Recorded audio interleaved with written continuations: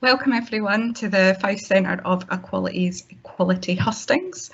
My name is Sarah Jayne Duncan. A little bit about me is I just completed my third year of my MA Politics and International Relations degree at the University of Dundee. I am a volunteer and will be chairing the event this evening for you all. I would just like to take a moment to thank all the members of the audience and the candidates themselves for attending our first virtual hustings for the MSP elections 2021 and asking questions to their respective candidates regarding matters of equality. This event today is brought to you by the Fife Centre of Equalities. Fife Centre of Equalities, for those who don't know, its mission is to develop a harmonised approach to champion equality, diversity, inclusion and social justice. This is our first virtual hustings. The original event was supposed to take place at the same venue as the Oscars, but I guess teams will do. There will be many different themes as this is a Scottish Parliament election, therefore we'll be looking at devolved matters rather than reserved matters for Westminster. I'll just take a moment by introducing our candidates. We have Linda Holt from Alliance for Unity, Martin Keatings, an independent candidate, Bruce Henderson, Renew Scotland, Kathleen Leslie, Scottish Conservative and Unionist Party, Julie Mcdougall, Scottish Labour Party, Alan Beal, Scottish Liberal Democrats, and David Torrance, the Scottish National Party, and we will be later joined by Neale Hanvey from the Alba Party. Aman Manzoor Khan, Alliance for Unity, was not able to attend tonight due to commitment to religious duties on Ramadan. We'll just take a moment to go through the house rules for this evening's debate. Hustings. We welcome debate and different political opinions, but we also encourage all participants, candidates and audience members to respect each other. Each candidate will receive 2 minutes for opening statements. All questions are in groups of 3. Each candidate will have 3 minutes to reply to the round. This means 1 minute per question. At the end of the session this evening, candidates will also be given 3 minutes for closing statements. I'll invite audience members to ask their submitted questions directly. If they are unable to or prefer not to be recorded, a member of the FCE staff will be able to read their question aloud instead. Please note, due to the time constraints this evening, we might not be able to answer all the questions put into the chat. If you have any specific questions for candidates, you can get in touch with them directly after the hustings. And then we will go on to Elric with our poll.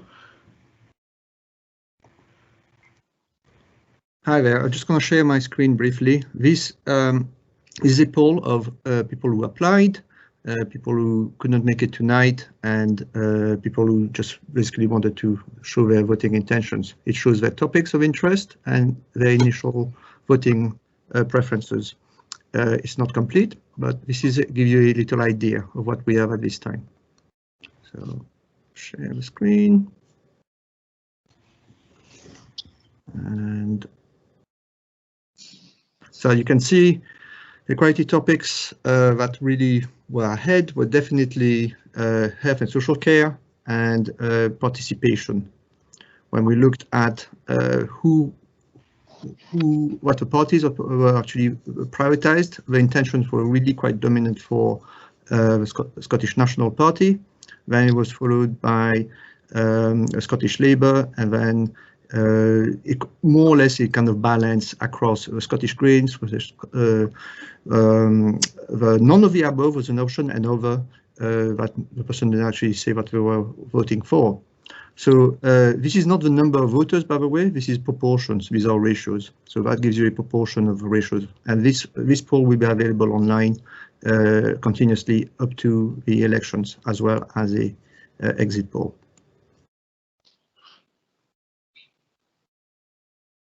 Okay, that's me for now.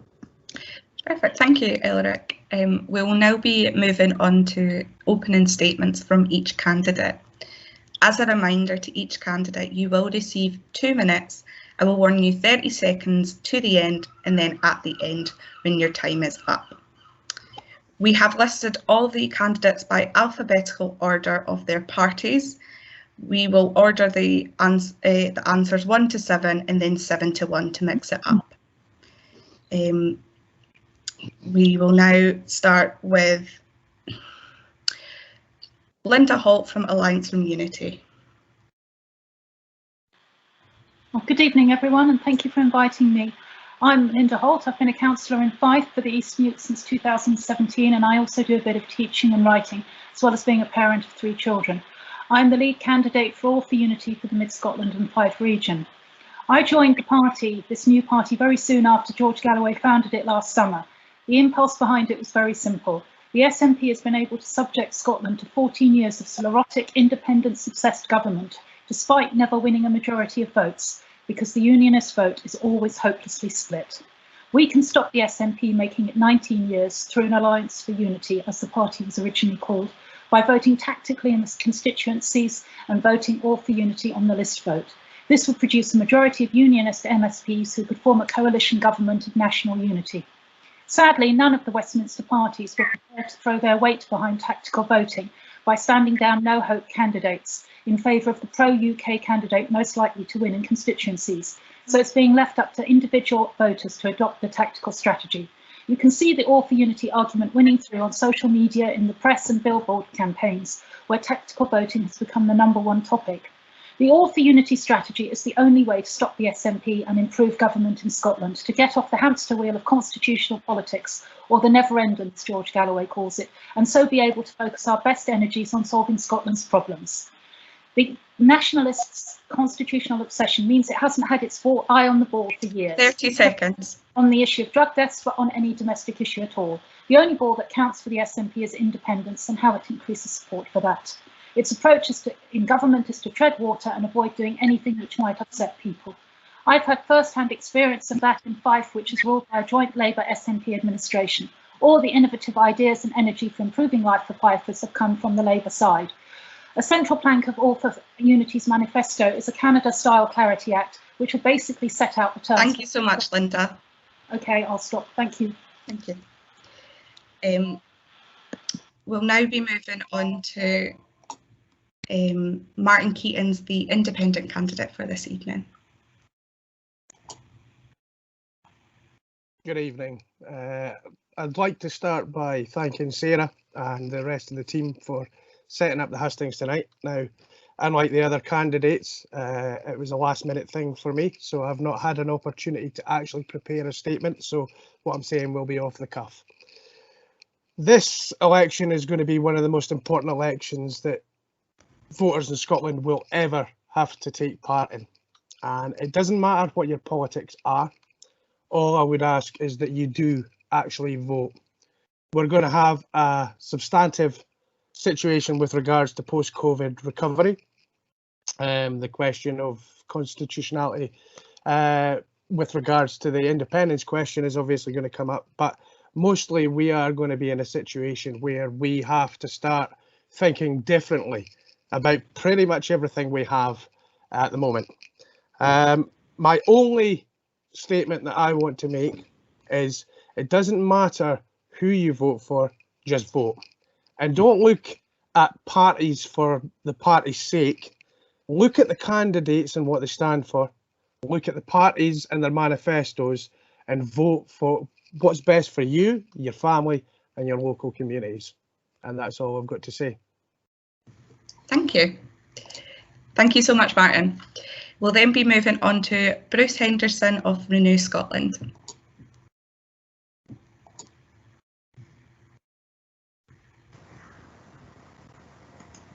Right, first of all, thanks very much for inviting us. It's nice to be included. A lot of these events exclude a lot of the smaller parties, and I think inclusion is a very important subject. My background is largely in the voluntary sector. A lot of places around Fife, from Dunfermline to Bonarty to Kennoway to Leavenmouth, and elsewhere in Scotland, Glasgow, Edinburgh, the Lothians and so on.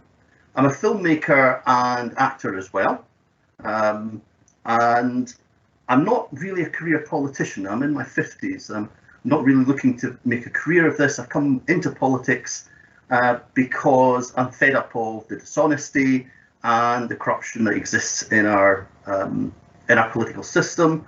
I agree with Martin there that we should be moving away from electing people just on the basis of party politics. We should be electing actual representatives.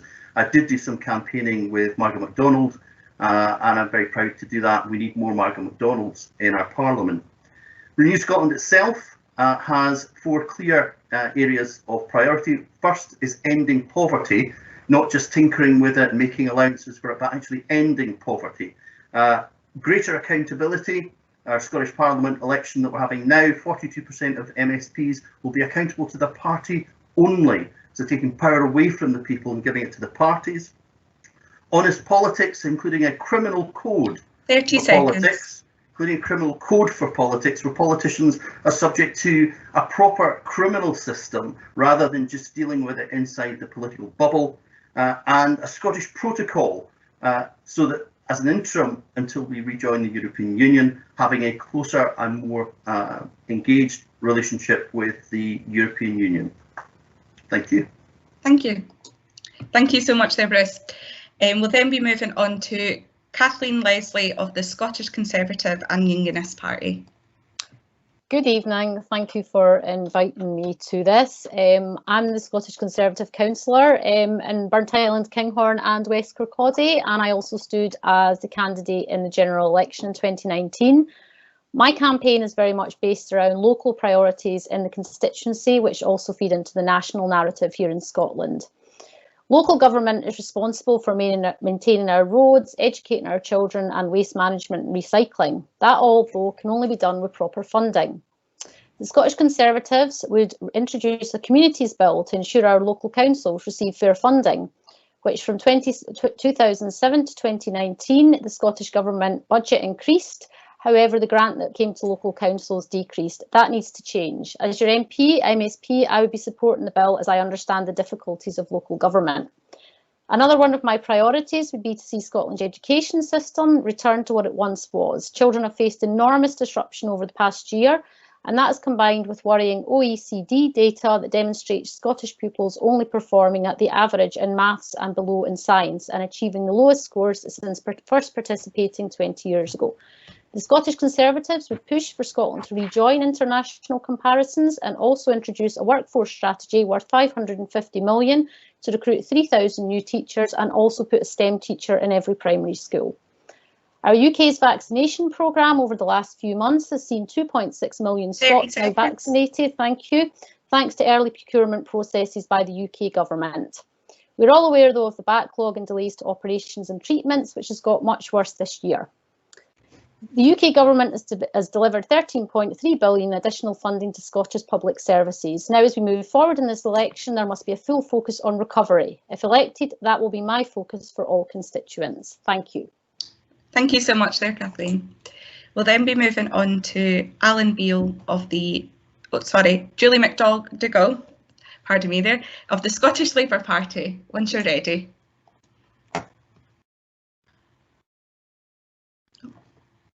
I think you're still muted there, Julie. Is that okay? Yeah, we can hear you now. Perfect. That would help. Yeah, that's great. Thank you. If you want to start now, that'd be great. Thank you. I just want to thank Fife Equalities for inviting me along this evening and to this Hustings. I am actually standing as MSP for Dunfermline, but at the end of the day, I'm here to serve the people of Fife and work with the communities in Fife. I'm standing in on behalf of my colleague Claire Baker for tonight's meeting, so thank you very much. So I was asked last minute to come along, and I'd just like to give you a little bit about what I believe needs to be happening. So I think that everybody has the ability to make a contribution in our society, and regardless of gender, sexual orientation, race, or religion, everyone has a way that they can contribute in some way in society. No one should feel ever sort of left behind, And I really think that especially the pandemic, it's shown us that it's a time where we all actually do need to pull together more than really ever before. So it's about making sure that everyone has access to the support that they might require so that they contribute in whichever way they possibly can. As we go through the recovery, we're going to need to rebuild our society, our economy, and NHS Fife, all the things that our priorities should be. If I'm elected as MSP in May, my priority will be to ensure that there are sustainable opportunities for everyone, and I will work collectively with local organisations such as Fife Equalities Centre and work cross-party to ensure that we deliver the best for the people of Fife. It's by working together at the grassroots up we can rebuild our communities and live in a much fairer society. Thank you there. We'll then be moving on to Alan Beale of the Scottish Liberal Democrats. Once you're ready. Okay, thanks, Sarah, and thanks for inviting me. I'm Alan Beale, the Lib Dem candidate for Kirkcaldy. A bit about my background. Well, I've got science, engineering and environmental management degrees and chose to study environmental management over 25 years ago. And basically I've been working in energy efficiency ever since.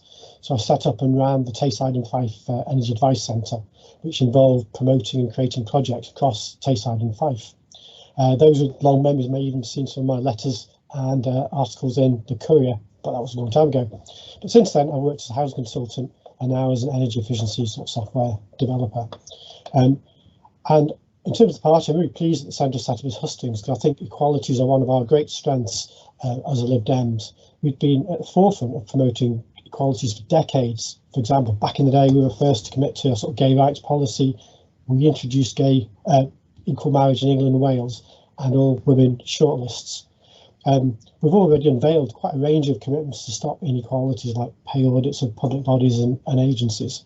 But of course, we aren't just a party of equality. We want to focus on recovery. We've got to restructure the economy after the pandemic.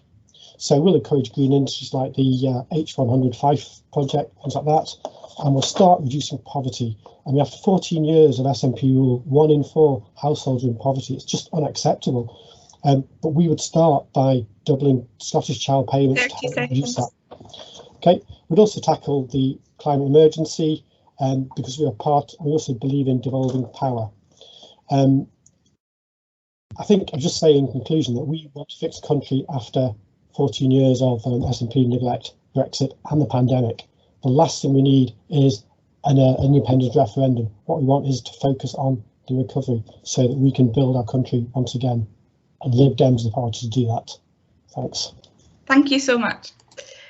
Thank you so much there, Alan. We'll then be moving on to David Torrance of the Scottish National Party. Once you're ready. Thank you and good evening, and thank you for the invite to Hustings tonight. I'm David Torrance. I have been the MSP for Kirkcaldy constituency for the last 10 years, and I'm going to stand on my record tonight. I have been accessible to my constituents over the last 10 years. Last year, well, before the pandemic, I held over 210 surgeries a year in every different community. And so the communities could come and speak to me, or individuals could come and speak to me, and I could take their problems forward. I pride myself on working with the third sector and also community organisations. You just need to see a number of boards that I am on locally, like the YM, Linton Lane, groups like that, Kirkcaldy Ingolstadt Association, Leave Mouth Rail Campaign, Save Ancient Memes Cape Society. So I'm part of these communities. I know what these communities want and it could help them. Just to have a look at the investment that the Scottish Parliament has put into the area over the last 5 years. And you could look at BIFAB and the creation of 290 jobs there. Scottish Gas with a project which is world leading for hydrogen, with £17 million investment, and allow that to go ahead within this constituency to be the first in the world to do it. And you need to look at the Leave Mouth Rail campaign. For 10 years I have lobbied for it and worked with Leave Mouth Rail campaign to try and get this reinstated. And it resulted in 2019 with an announcement from the Scottish Government of £80 million investment in the area, which will help with connectivity, it will help job creation in the area, and it will help people with education so they can 30 seconds. Thank you for that.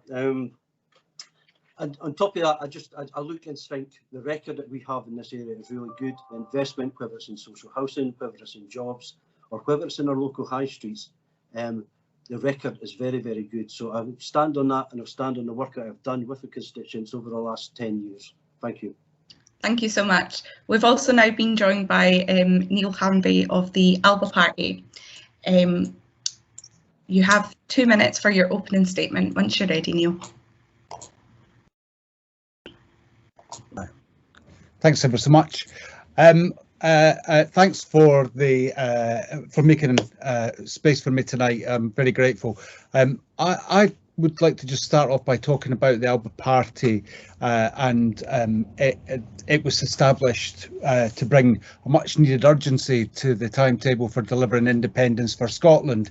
And the reason that's important is we face two significant threats at the moment: Brexit and COVID recovery, and it's only by seizing the opportunity of independence that we can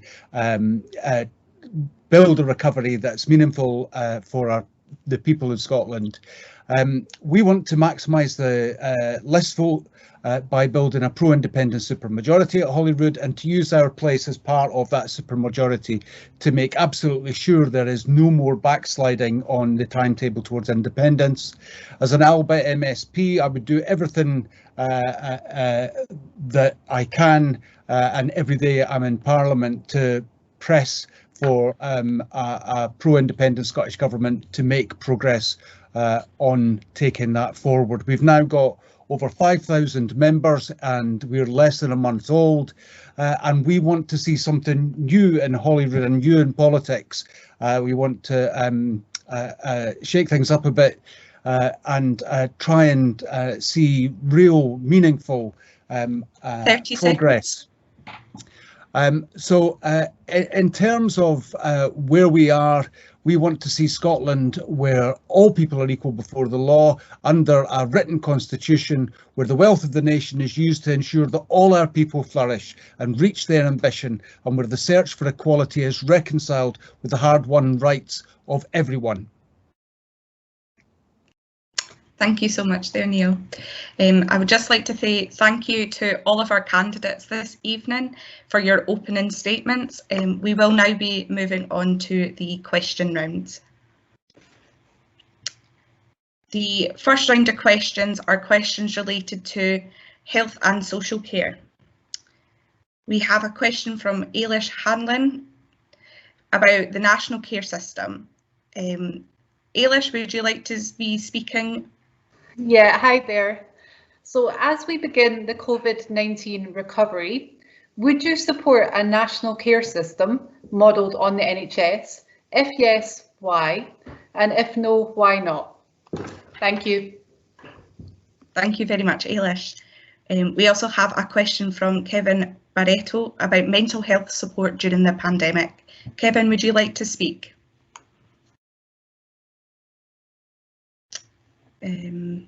I will get one if Elric or Lewis would be able to read this question for us.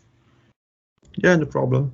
The question that Kevin sent to us was, how will you ensure that people with severe social anxiety and other mental health difficulties receive the support that they need after the pandemic? Thank you. We also, our last question for this round is a question from Lissy Kopiec about party commitment to a national social care service. Lissy, would you like to speak? Oh, we can't hear you. I think you're muted. Oh. Don't know if we're able to unmute you there.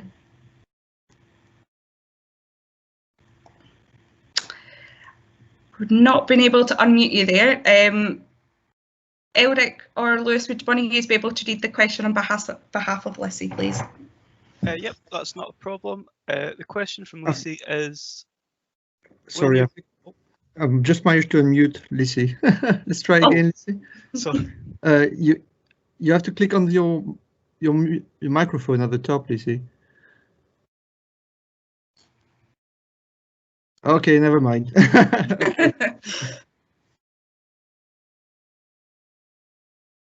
Back to you, Lewis. Sorry, I tried. Okay, the question from Lissy is, will you put your party in place for a not-for-profit national care service? And you'll have 3 minutes to answer all 3 of these questions, and we'll be starting with Linda Holt of Alliance for Unity. Once you're ready. Thank you.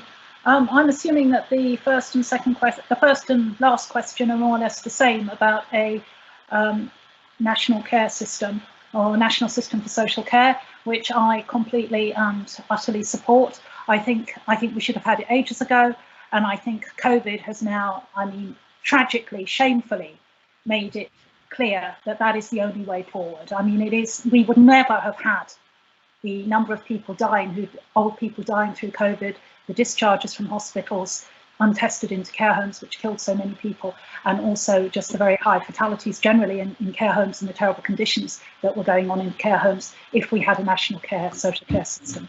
So, you know, it's a no-brainer. We've had in the past we have integrated joint boards were brought in at local authority level to integrate healthcare and social care so that we could stop bed blocking. Well, they clearly haven't worked. They haven't worked because the SNP never put enough money into them because they regarded them as a cost-cutting exercise. And I think we need to start again.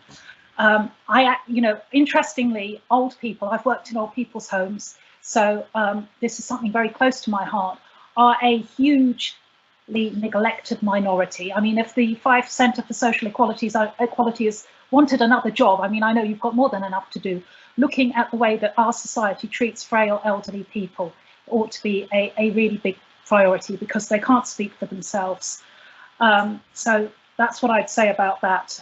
In terms of mental health support, absolutely, I think there needs to be vastly more mental health support for not just for young people, but for everybody. Every party goes on about it in elections. The Scottish Government goes on about it, wanting parity with physical health, but they don't actually put the money in.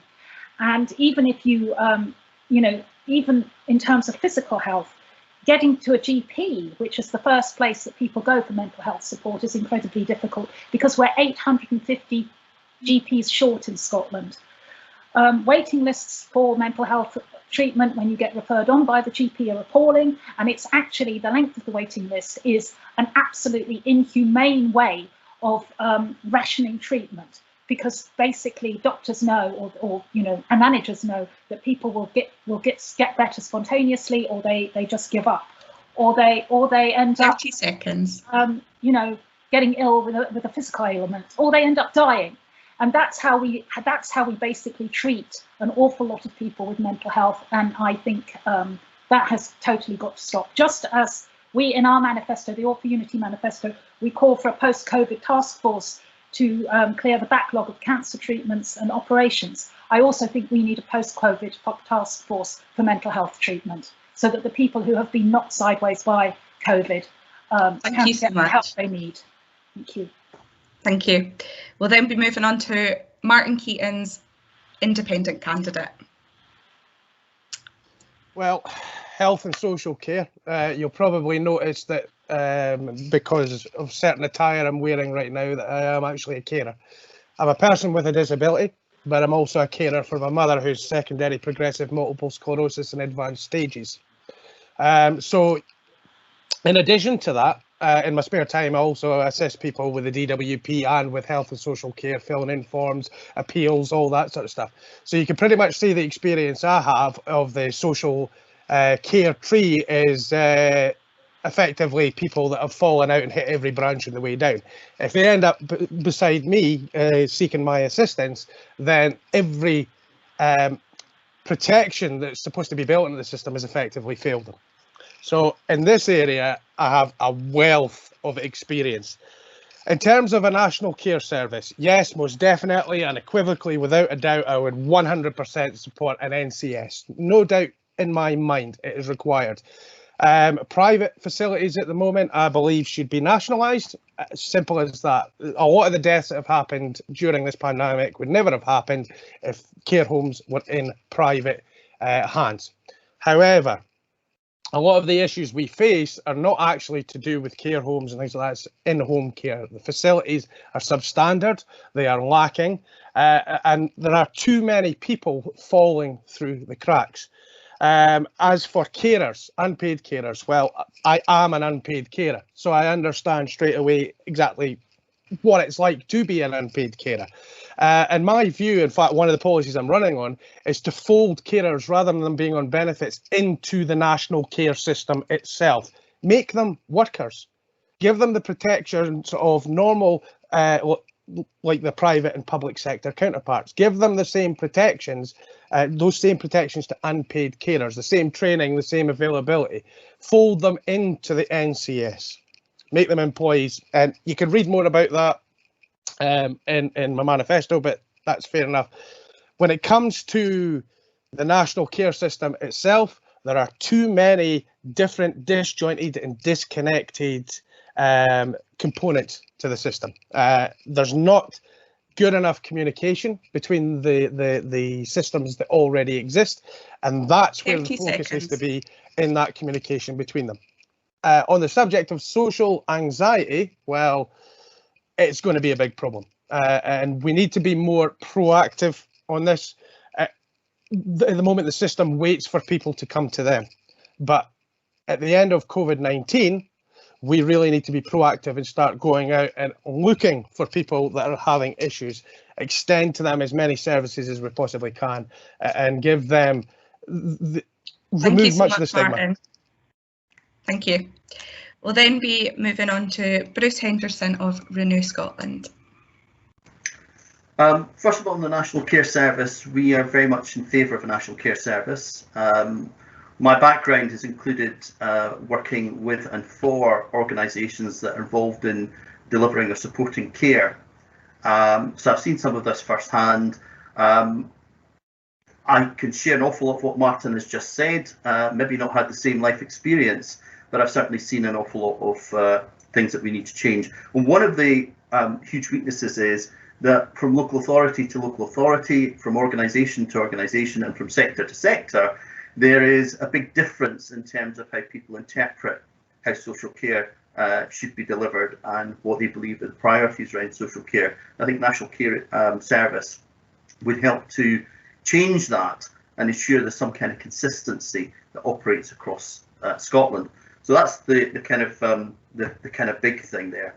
I think in terms of people suffering from severe anxiety, I know from my own personal experience, having spent most of the last year a lot of the time at home, I've actually developed a kind of semi-agoraphobic thing myself. You know, normally I would be going out just to the shops and back, and it's an interesting thing that, you know, for someone who's reasonably outgoing, that's a challenge for me now, to feel that just going out normally is a small challenge. So people who already have anxiety, had anxiety before COVID, that's going to be an even bigger challenge. And I think we have a huge mental health time bomb that's been ticking away, and it's been slowly seeping out long before COVID came along.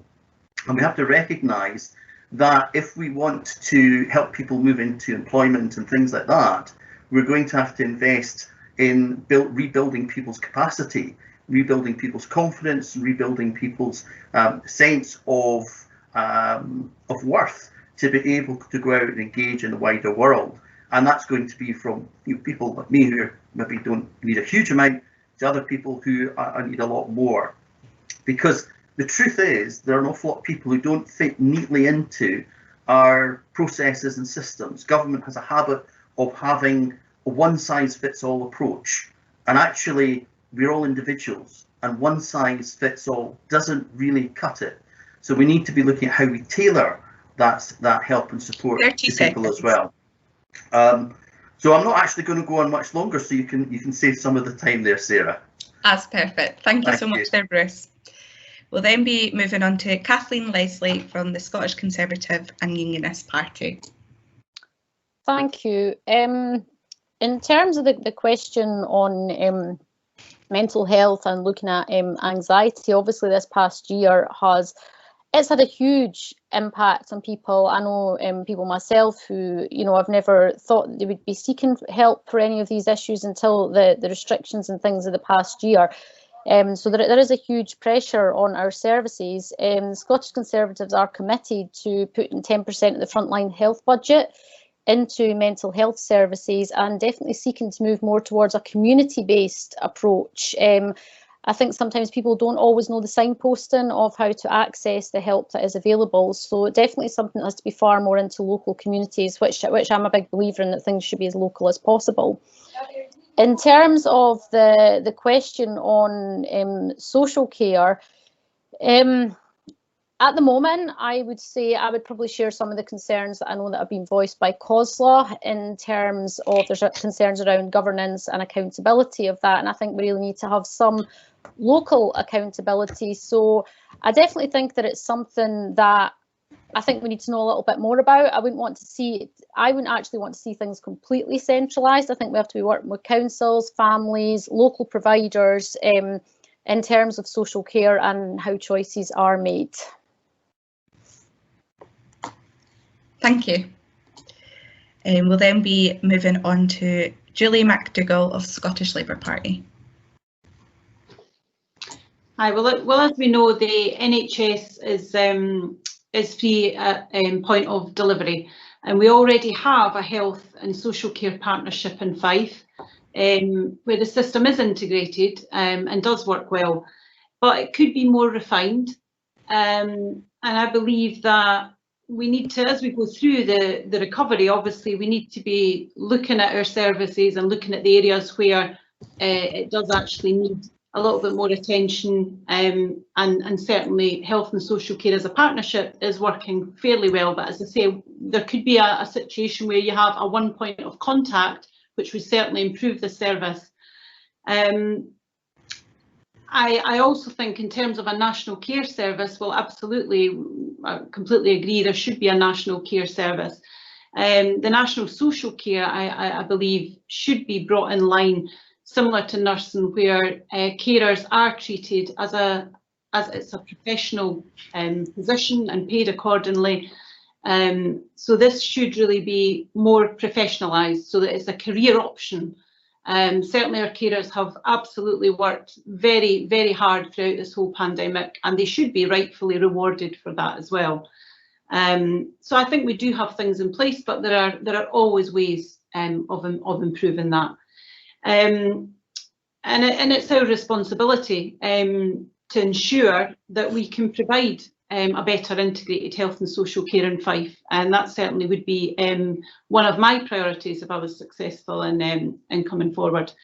In terms of the mental health, Labour, we're very clear that we're all aware there's going to be a lot more pressure on local GP services. We plan and want to see mental health services in every GP surgery. Certainly I'll be looking to do my bit to try and ensure that that does happen in Fife, and that people get the assistance and the support that they absolutely rightly deserve, and mental health should be top of our priority. And it's certainly something that has been needed to be looked at for quite some time now. So that will certainly be a priority for us, but yeah. And yeah, absolutely, the services can always be improved, and I'll be doing my utmost to ensure that the health side of things in Fife gets the attention that it absolutely rightly deserves should I be elected in May. Thank you. Thank you so much there. We'll then be moving on to Alan Beale of the Scottish Liberal Democrats. Okay, thanks. Yeah, I mean, in terms of National Care Service, we've seen the issue with these big centralisation projects that the SNP has done. They don't work and they cost far more than they should do. So we think it should be a more localised service, but with national care standards and a national career structure, so that people working there are part of a larger organisation. But we think then it can be tailored to what people want in their local area rather than what's given to them top down from Hollywood. We think GP should be empowered to refer people and just have more say in people's care. In terms of mental health, we are well known for our policies on mental health. We've been going on about this for quite a long time, and you see this throughout our manifesto, and we really want to boost mental health in the health service. We want to have 15% of new health spending to be for mental health and mental health practitioners in GP surgeries. But we need further. We haven't got enough counsellors, so we provide grants for people to train as counsellors. and also put them in the workplace, and even provide a sort of walk-in mental health services, because we think it's so important that mental health is addressed. And there's so many implications of poor mental health in business, education, people's welfare. So we think it's just something we have to encourage, and we would do that if we could, and we have done whenever we get a chance in previous years. But obviously it's just not happening at the moment. Apparently there's only sort of as many community psychiatrists as there were 5 years ago, which is just not acceptable. We've got to boost the number of people who are working with professionals in mental health. So Hope and CER policies are really strongly behind encouraging better mental health services. Thanks. Thank you so much. We'll then be moving on to David Torrance of the Scottish National Party.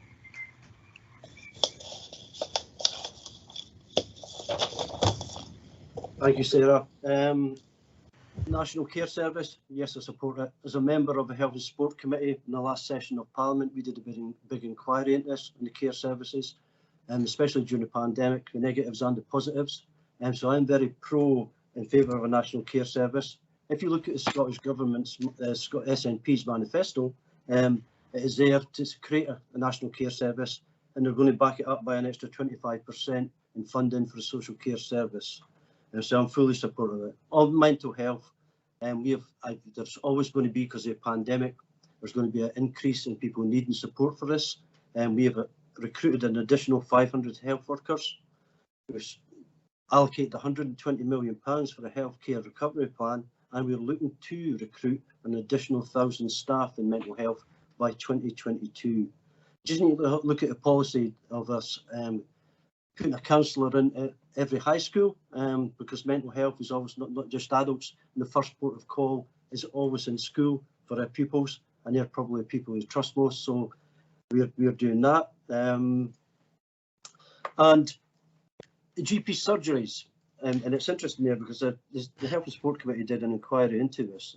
We're looking to put a dedicated mental health worker into every GP surgery. That is in our manifesto, but GP surgeries need to become community hubs, and there's great examples in Lothian where they have adapted to that, and they've become real hubs of where somebody comes in and it might not be a prescribed medication that they need. They actually given to send them to men's chess clubs or out to do exercise clubs like that, and it helps their well-being and their mental health, and it is giving up time to GPs to concentrate on the cases which need the most attention, and free them up to give a lot of attention to them. So there's examples out there where it works really, really well when GPs become community hubs. And as I said, in our manifesto, we are going to give a mental health worker guaranteed to every one of the GP surgeries. Thank you. Thank you so much. We'll then be moving on to Neale Hanvey of the Alba Party.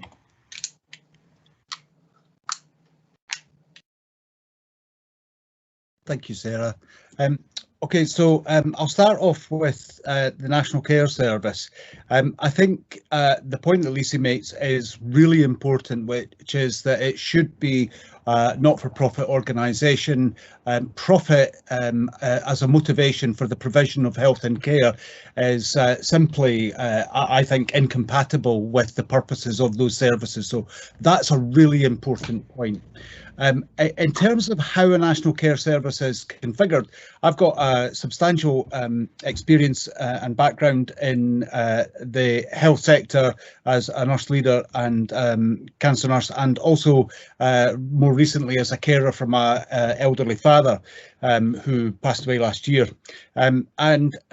What I would say is that what we mustn't do when we talk about a National Care Service is lose sight of the fundamental principles of the integration agenda, which was about putting the person at the centre of all of that, the activity around them, and giving them a sense of control over what happens to them, rather than it being decided for them. So that's really important. The challenges that we've got, and I would just set this in the widest context, is that a lot of what people talk about in this area is really tinkering around the sides with small scale change. I think the Conservatives, Kathleen Leslie mentioned moving 10% from other frontline services into mental health. Well, that's really robbing Peter to pay Paul. You need new money, and the reason there is no new money is that from 2010 with austerity, 12 billion was disinvested from social care by the Conservatives in London, and that has an impact on Barnett consequentials and the quality of funding in Scotland. And despite that, the Scottish Government have managed to make record levels of investment into health and social care. There's required around about 14 to 16 billion investment just to bring those services down south back up to what they were in 2010. And that would have a real bonus for us if we were reliant on Barnett consequentials. But there is another way, which is that we take charge of all of these things ourselves with independence, and we design services that are fit for purpose for the needs of Scotland and not based on another country's expenditure. We need to be bold, ambitious, and we need to pay for that, not by increasing taxation generally, but by increasing the amount of taxpayers we have and job creation. We need to consider the fundamentals of social policy to improve well-being and mental health through a range of different services. But that is the best way that we move ourselves from a financial driven society to a well-being based society. Thank you so much. We now have a second round of questions regarding education and young people. We have a question from Joanna Pryor about employment for young people. Joanna, would you like to speak? Unfortunately, Joanna couldn't make it tonight, so I will quickly read her question. Joanna asks, under the current circumstances, there are many young people who have no or very little experience in the working environment who are currently struggling to get into work due to large volumes of more experienced workers applying for jobs that would normally be for younger people. This situation is undoubtedly difficult for all unemployed people, but young people without experience are particularly struggling to get a foothold. What, if you get elected, will you do to help young people in this situation? Thank you. Thank you so much, Sarah. We have a question from Lisa McDonald about blended learning, and I think that's been spoken on behalf of one of the FCE members.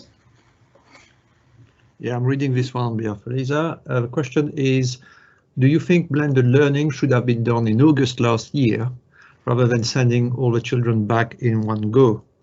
As some areas in Fife where there was some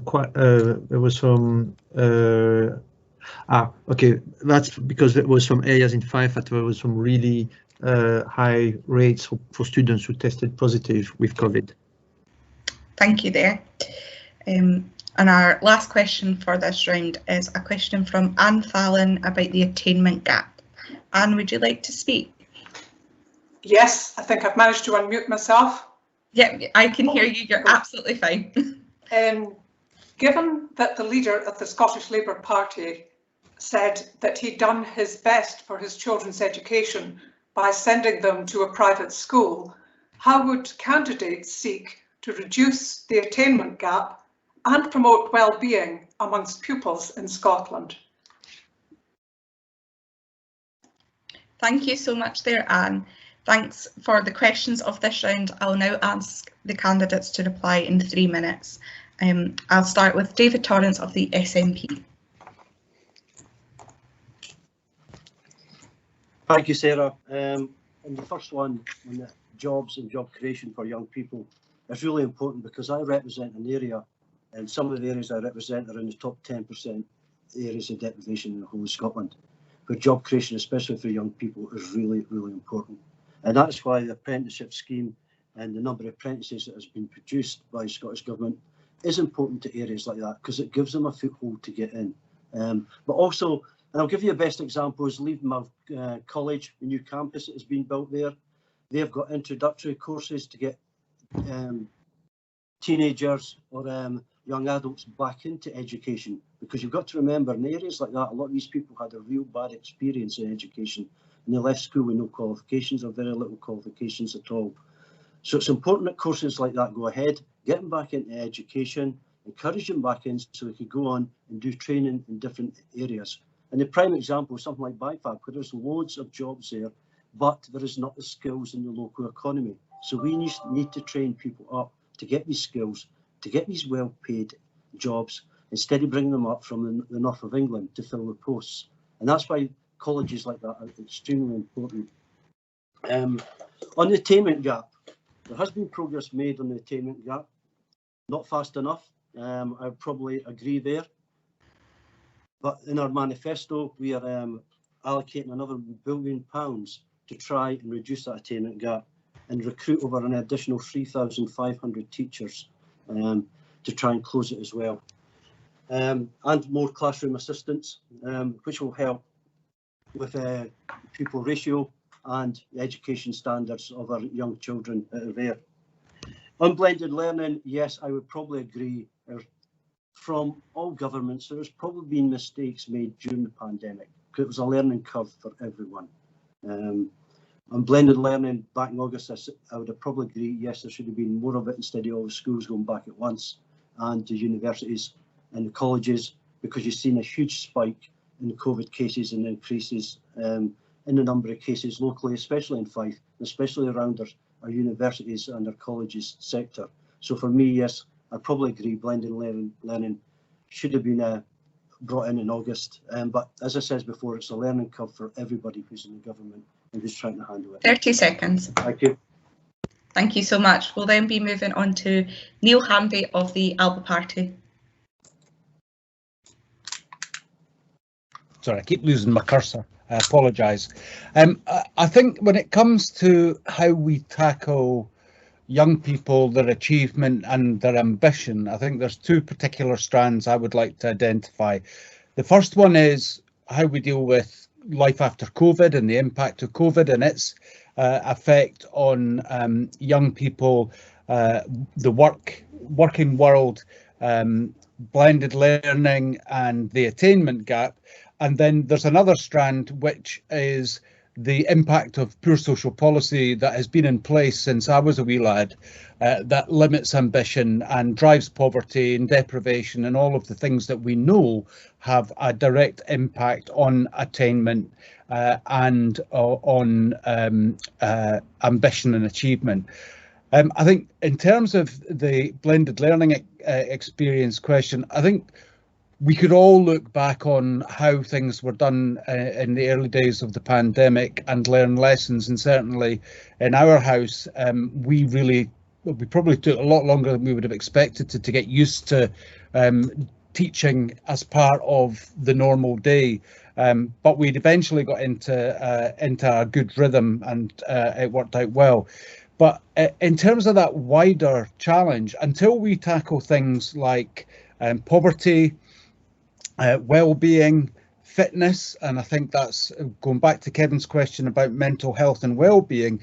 One of the things that the Alba Party want to see is the introduction of free access to sports for all young people, to give them that sense of belonging, a sense of purpose, all of the camaraderie that goes with team sports, and to enable them to have access to that without any barrier of cost, and on top of that, we also want to see a doubling of the education maintenance allowance, so that young people are able to stay in education and build their confidence. But dealing with the COVID pandemic, I think there's a real challenge there, and it's how do we make the catching up of lost opportunity interesting and available to young people. And I think there's a real challenge in the year or two ahead, where we try to develop strategies that engage young people, that enable them to catch up where they've missed out, not just in all of the social aspects of school, but where they are able to rebuild some of the lost education. I think it's really important that we think very carefully about that, because it's an investment for their future. Thank you so much there, Neale. We'll then move on to Alan Beale of the Scottish Liberal Democrats. Okay, thanks. Yeah, I mean, we totally understand this situation that young people have. They haven't got enough experience to find work, and the catch-22 situation. I mean, this pandemic has just exacerbated that. It's made it so much worse for people, and the young more than most. So we have got a few ideas in our manifesto in terms of what we would do to help young people. Firstly, we'd obviously strengthen education, give more power to colleges. We would create 2,000 paid internships, for example, so graduates can get onto the paid work as well, but as well as expanding apprenticeships as well. We'd also offer a job guarantee scheme for all 24-year-olds or under, so that they can access either a job or training, guaranteed either of those two things. And I think it's a fantastic thing for all people in 24 to actually get what they need to get into the world of work. And I think that's a really good thing for under 24s to actually get. For older people, we would also have a training bond so they can get money to actually train a new career.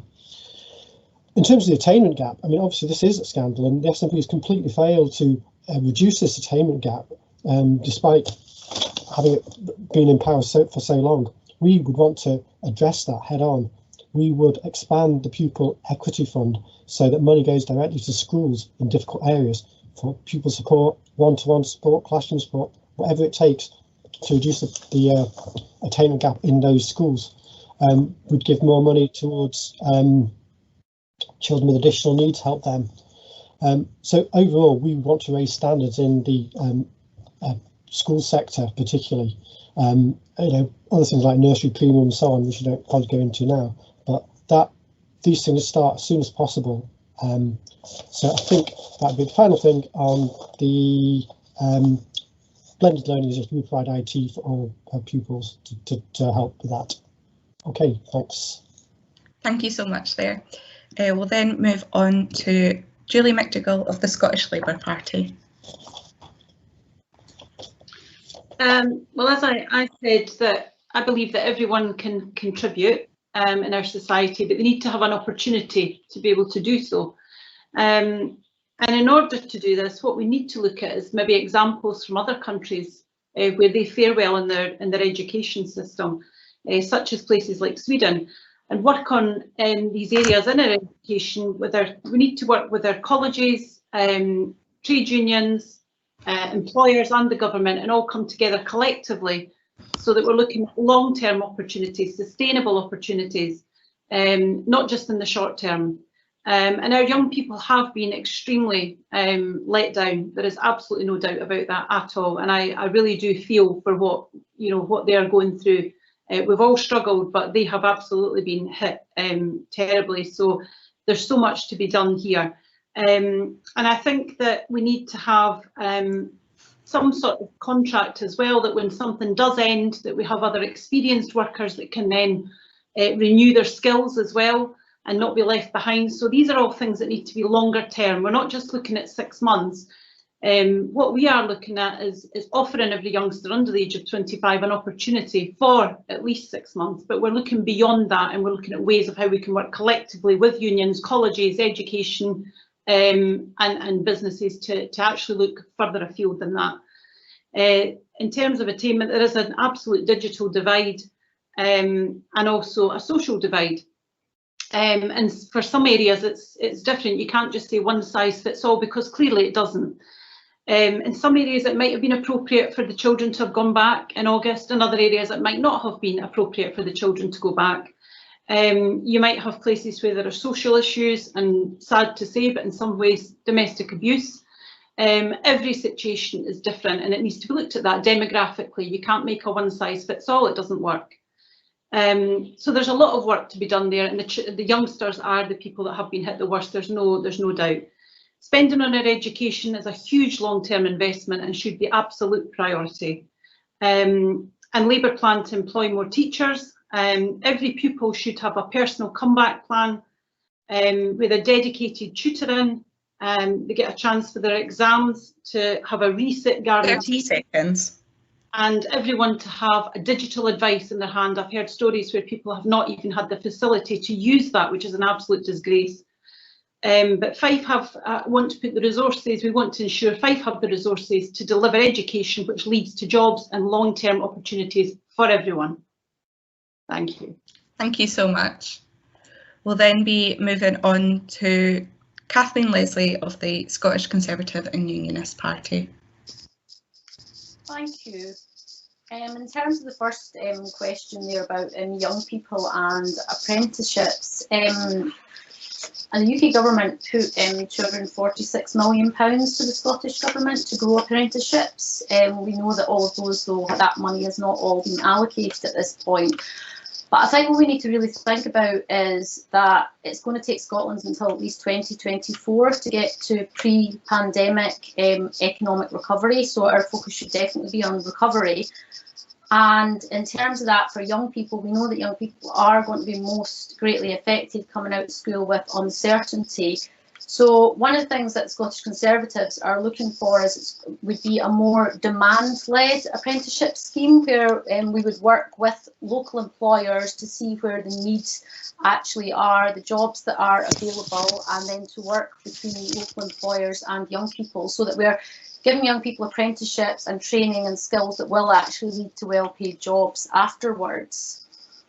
In terms of the second question and the blended learning, I think it's something that this was a completely new situation that everybody was facing, not just here in the UK but globally. So should we have gone to a blended learning approach back in August? Perhaps we should have in some areas, in other areas it was not appropriate. I mean, you might have school where people are in an area with very low COVID levels, but you've got staff coming from elsewhere. So I think it was an approach that you know, have to be very careful with. But I think one of the things from that is really trying to get that digital connectivity, which there was a lot of hold-ups in terms of the devices coming from the SNP government actually to schools.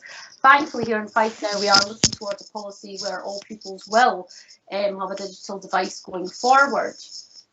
In terms of the attainment gap, well, to address that, we need to ensure things such as all pupils are able to take at least 7 subjects in S4, which currently is not happening in all schools. It's not happening everywhere in Fife. We also need to be recruiting more teachers. The teacher numbers in Scotland have reduced over the last decade. The Scottish Conservatives are committed to recruiting another 3,000 teachers, classroom assistants as well, and also having STEM teachers in every single primary school, so pupils are introduced to STEM subjects at an early age, and also be looking to put £1 billion into attainment funding, because I think certainly the amount of I wouldn't say lost learning, but the reduction in learning over the past year, it's more vital than ever to ensure that we keep working to close that attainment gap. Thank you. Thank you so much there, Kathleen. We'll then move on to Bruce Henderson of Renew Scotland. Okay, quite a lot to deal with. In terms of blended learning, should that have happened in August? I think one of the things that we recognise is that COVID was a fairly unique event. Hopefully it's going to be a unique event for the next wee while, as in we won't have another thing like it. But I think blended learning is now something we need to look at how we develop and how we maximise the benefit from it. I think it's fine to go back in hindsight and say, well, maybe we should have done this, maybe we should have done that. I think the reality is we need to kind of look forward as we go with that. In terms of young people into work, it's one of the challenges, it's the transition phase of a person going from school into adulthood. And I always think that's actually one of the most significant phases in anyone's life. Getting into employment is not just about taking your qualifications from high school and being able to then apply for jobs. Employers look for skills, they look for experience, they look for capacity, they look for references. And I think this is where maybe the voluntary sector has a much bigger role to play. And maybe we need to look at things like the Community Jobs Scotland scheme and expand that substantially, and perhaps look at enhancing a kind of small business Community Jobs Scotland scheme that is not quite the apprenticeship scheme, but perhaps something in between, so that what we're creating then is a much more substantial capacity for young people to gain those skills and experience working with people, and having employer references, which makes a huge difference. And that maybe buys us time to invest in, particularly in small businesses and local economies, so that we try and create a kind of pipeline route for that. I think there's probably a whole range of other things we need to look at as well. When we come to the attainment gap, I think one of the things that frustrates me, and it's one of the reasons I've kind of decided to get involved in politics, is that we continually talk about how do we close this attainment gap, and my view is that we will never close the attainment gap until we actually end poverty. We have to end poverty, and that's the only way we're going to close the attainment gap. You can throw as much money as you like at it, you will never close it until you end poverty, because that is what holds people back right from the start. Before they go to school, they do not have the opportunity, and they will never have the opportunity to close the attainment gap. What's also been highlighted is the huge digital gap, which we've taken for granted. But I know from experience, there are huge numbers of people who don't have access to the internet. They can't afford the internet, and so much stuff is going online. Thank you. Thank you so much there. We'll then be moving on to Martin Keatings, independent candidate. It seems we were going forward in the last section, and now we're going in the opposite direction with the candidates this time. And Bruce agreed with me in the time, and it looks like I'm going to agree with him here. In terms of the attainment gap, we cannot deal with the attainment gap until we end poverty in this country. And there's absolutely no excuse for it. We could easily introduce something like universal basic income in order to be able to ensure that people's basic needs are met. And many will say, oh, it's too expensive, or oh, the logistics are a nightmare. And you know what I would say to them? Well, I'm sorry. They're not excuses. When you have children unable to feed their bellies, when you have people unable to go out and buy the basic necessities of life, when you have people making the choice between food and the choice between heat and light, I'm sorry, there is no excuses. It's government and Parliament's job to protect those people. Simple as that. The attainment gap will never be solved until poverty is solved. It's simple as that. End of. In terms of blended learning, I don't like to be the Mr. 2020 hindsight. Yes, we should have went into blended learning a lot sooner than we actually did. And to be perfectly honest with you, that's more of a logistical issue. That's an infrastructure issue. If anybody had told you a year ago that there was going to be a virus rampaging across the planet that was trying to kill us all, you'd probably have just laughed at them and suggested they stop watching Outbreak. But the fact of the matter is, this is a situation we find ourselves in. The infrastructure wasn't able to sustain what had to happen. And going forward, what we need to look at is how do we make our infrastructure as a whole more robust? Which ironically leads us into the first question about youngsters that are unable to get jobs at the moment because their jobs are being taken by those that are more experienced. An infrastructure guaranteed work guarantee scheme in order to update and change the way we think about our infrastructure in this country, how we deliver services and utilities, the whole raft, the whole infrastructure of our country. We get to work with new ideas, applying new technologies that's fit for the 21st century.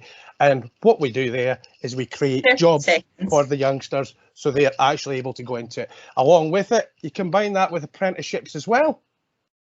Now you have people learning skills, and as we begin to recover, they can then move out into the workplace as more jobs are created from that. So all of these three questions are linked together.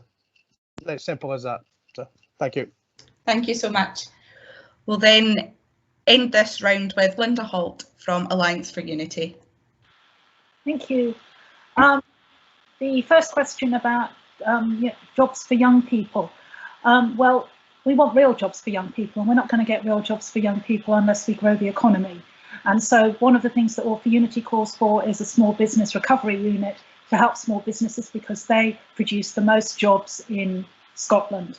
And that means, working much more closely with the government than small businesses have up to now, or the government working more closely with them to make sure that the policy, tax and regulation regimes align to create and grow small businesses. So that's the first thing. Obviously, we need to have massively increased training, and funding to further education colleges needs to be increased. They need to be expanded. We need the work guarantee scheme, apprenticeships, the whole lot. And it is incredibly depressing, I have to say, as someone who has got something to do with areas of multiple deprivation, despite being in East Neuk in Fife, to hear David Torrance's complacency about this, calling for more apprenticeships after 14 years, and all these young people in his constituency who cannot get jobs, who are coming out of school with no qualifications. You know, if I was part of the Scottish Government, I would be so ashamed about that. And it is simply not good enough now to say, oh, we'll spend a little bit more money on this. You know, you have presided over so much misery and so many lost lives. In terms of blended learning, my answer is absolutely not. We should not have gone to blended learning in August. John Swinney was under a lot of pressure from the unions to do blended learning, but he resisted that. And the reason that I say that is not just because the lockdown was, we have to balance harms, and the lockdown was incredibly hard, the first lockdown, on kids. The second one was quite a lot easier because teachers were better prepared. But blended learning, we had 2 weeks of it just now, and my 13-year-old daughter had a miserable time. She went to school and did Mickey Mouse lessons. The teachers were worked off their feet because basically with blended learning, they have to do 2 jobs. They have to prepare all the stuff for the kids who are learning online at home, and then they have to have tailor-made lessons for the children at school. My daughter was put in to do French. She's never done French because it was just Mickey Mouse at school. It would have been a disaster to do that last August. And the other thing is that experience since then has shown that actually COVID infection in schools is not linked to community transmission nearly as much as it was assumed to be way back in the summer. So blended learning, I think, is a no-no, and I think we made the right decision in August. 30 seconds. In terms of reducing the attainment gap, I think we need actually massive structural reform in education in Scotland. We've wasted a lot of money with the free school meal money for the PEF money. We don't evaluate properly whether the projects work in school. We need to get rid of Education Scotland. We need a teacher-led education body which identifies best practice and puts forward models which have been evaluated where actually the attainment of lower achieving pupils. Thank you so much, Linda. Thank you so much. We've just got 2 more questions that I think are being read aloud by some FCE staff.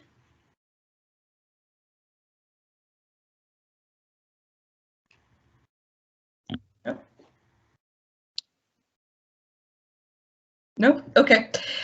Don't know what's happened there. No, sorry, I was just trying to connect. Sorry. What it is that we are at the midpoint right now. So we usually say that this is the digital well-being break of 1 or 2 minutes where you can put your screen off, have a stretch, walk around the chair and come back. We don't go away for too long. And basically come back right now. We have 2 more rounds of questions after this.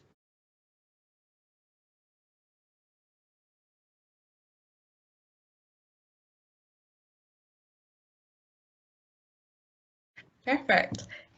So this is our 3rd round of the Hustings. There's not a particular topic for this one.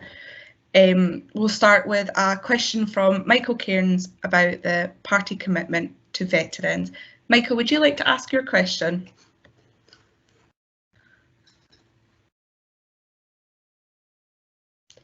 Is Michael here? Yeah, I'm here. Oh, do hello. you just want my camera on or not? I think it was to switch your camera on so we can spotlight you. Okay, sure, no problem at all. Hi there.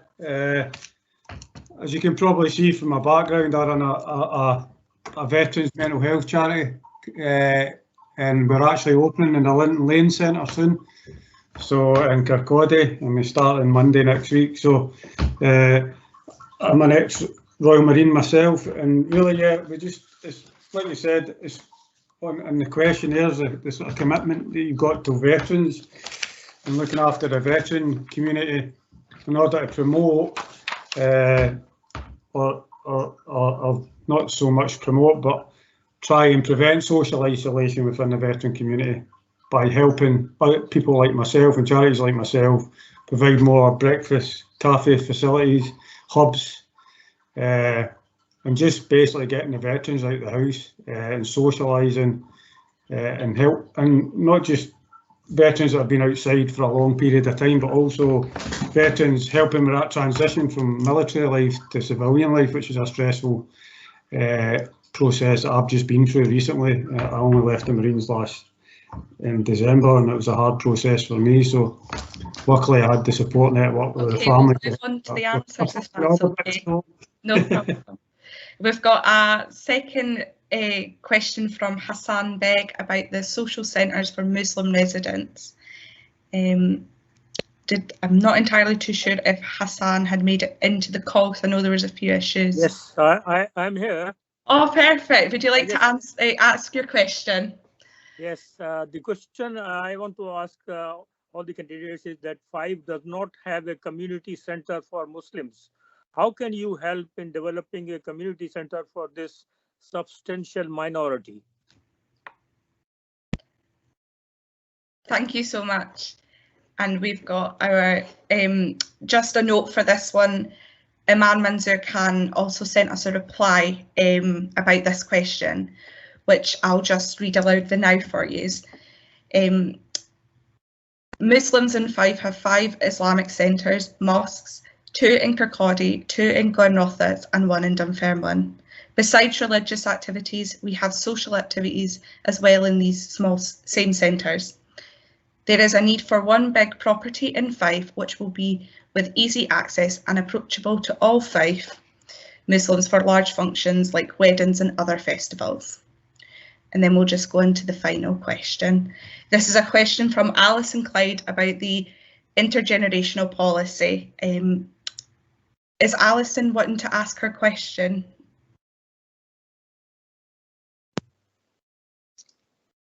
Hi, yes, can you hear me? Yeah. We can hear you perfect. Yeah, okay. Research and evidence in intergenerational practice shows that there's real potential and positive impact in connecting younger and older generations for themselves and for our segregated society. How will your parties encourage and grow intergenerational work across Scotland over the next 5 years? Thank you so much, Alison. Thank you for this round of questions, everyone. I will now ask each candidate to reply in 3 minutes to all questions, and I will start with Linda Holt for Alliance of Unity. Thank you, Sarah.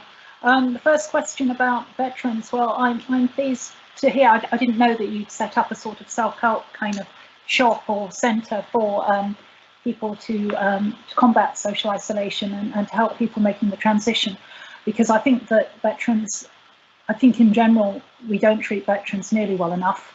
And you could say they're another neglected minority, really. And, you know, they're sort of a bit invisible because they're not the sort of people who are used to asking for help.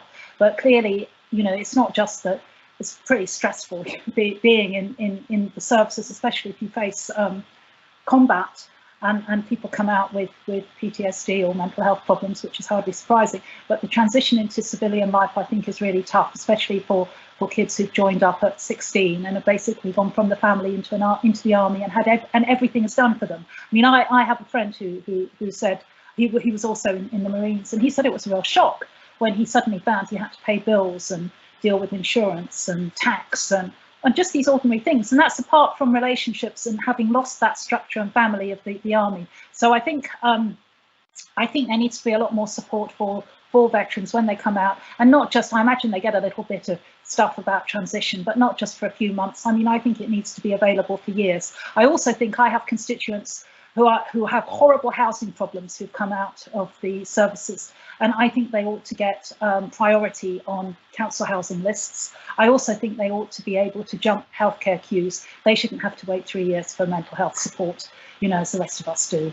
So I'm completely with you on the veterans. In terms of the Muslim centre that would accommodate all 5 Muslim communities in Fife, absolutely, we should have that, and I would fully support that. You know, the Imam is second on the All for Unity list, and you know, he does fantastic community work, and I totally support that. I'm not quite sure what the government can do to help that, but it is something I support. In terms of intergenerational, getting intergenerational mixing going, I totally support that as well. I think that the sort of tragic thing for old people very often is that they end up isolated and on their own. You know, family moves away, their friends die, and they're no longer connected to the community. And I think we could be creative and support voluntary organisations who connect old people more to the community. In Fife, we've built a care home in Mcdougall with a nursery attached. We're building a care home and a care village bang in the middle of next to a playground in Anstruther, which is trying to integrate old people. They shouldn't be isolated and locked away. They need to be integrated in our communities. Thank you so much, Linda. I'll shut up now. Thank you. Thank you. We'll then move on to Martin Keatings, the independent candidate. Hi there. I'm going to do this in a slightly different order here. In terms of the Muslim community and a community centre, first I want to actually take just a moment to say the work that the Muslim community in Fife have been doing during this pandemic, organisations like the AMC, absolutely fantastic. They've been doing things like delivering food out to people that simply can't get out of their house. Couldn't sing their praises any more than that. One way to be able to enable a community centre is that each year the Scottish Government publishes a list of abandoned properties right across Scotland, and there's quite a few extensive properties in there. I see no reason why they couldn't allocate a property of that type to the community in order for them to be able to set up their own community centre. Certainly granting funding for all, to be able to enable that as well. With regards to veterans, I couldn't agree anymore. I'm actually from a family that has quite a few military individuals in it. And the transition from military back to civvy street can be one of the hardest times for a soldier, going from that sort of regimental regime that they have while they're in the military back out into effectively what is complete chaos. With respect to veterans, the first thing I would be looking at doing is trying to set up, trying to treat them as we would like we were discharging patients from a hospital. So proactive transfer of the files and that sort of stuff to the NHS in the area that they're going to be moving to. The ability to mark files for those that may have sustained mental health issues in combat, PTSD, that sort of thing, in order that when they come out, there's a more proactive response for them, and that they're prioritised on the list to be able to get the access to services they need. In terms of housing, prioritisation on housing lists, and I would also say as well that there should be an ability to give them extra funding for the first year outside of the armed forces to allow them to make that transition. In terms of generational interchange, yep, I agree with it 100%. Activities like guarding, mentor programs, that sort of stuff. The young generation has a lot to learn from the older generation, and the older generation has an opportunity to live through the younger generation. So yeah, I fully support that. Thank you so much. We'll then move on to Bruce Henderson from Renew Scotland. Thank you. I think I've never actually met Martin, but I'm going to agree with you again on a number of fronts on the terms of veterans thing. Our starting point is very much that government should have a clear core mission to ensure a decent basic quality of life for every man, woman and child, and that includes veterans. And I think the transition is a big challenge. I remember being part of the Fife voluntary sector strategy group a number of years ago, and we actually recruited an ex-serviceman into the coordinator post, and we discovered that there is a big challenge going from something like the military into the voluntary sector. So I think we've got to look at ways in which people can not be thrown into jobs in the labour market, but look at ways in which people can ease in more. So maybe there needs to be a kind of voluntary sector or small business sector transition scheme where people actually go in and get work experience with not a huge expectation initially while people adjust to a different environment. And I think part of that's about strengthening the sustainability of the voluntary sector for those kind of projects. I think in terms of the social centre for Muslim residents, I don't have an issue with that at all. I think where we create things, particularly after COVID, where people can come together once it's a lot safer to do so, I think that's going to be really important.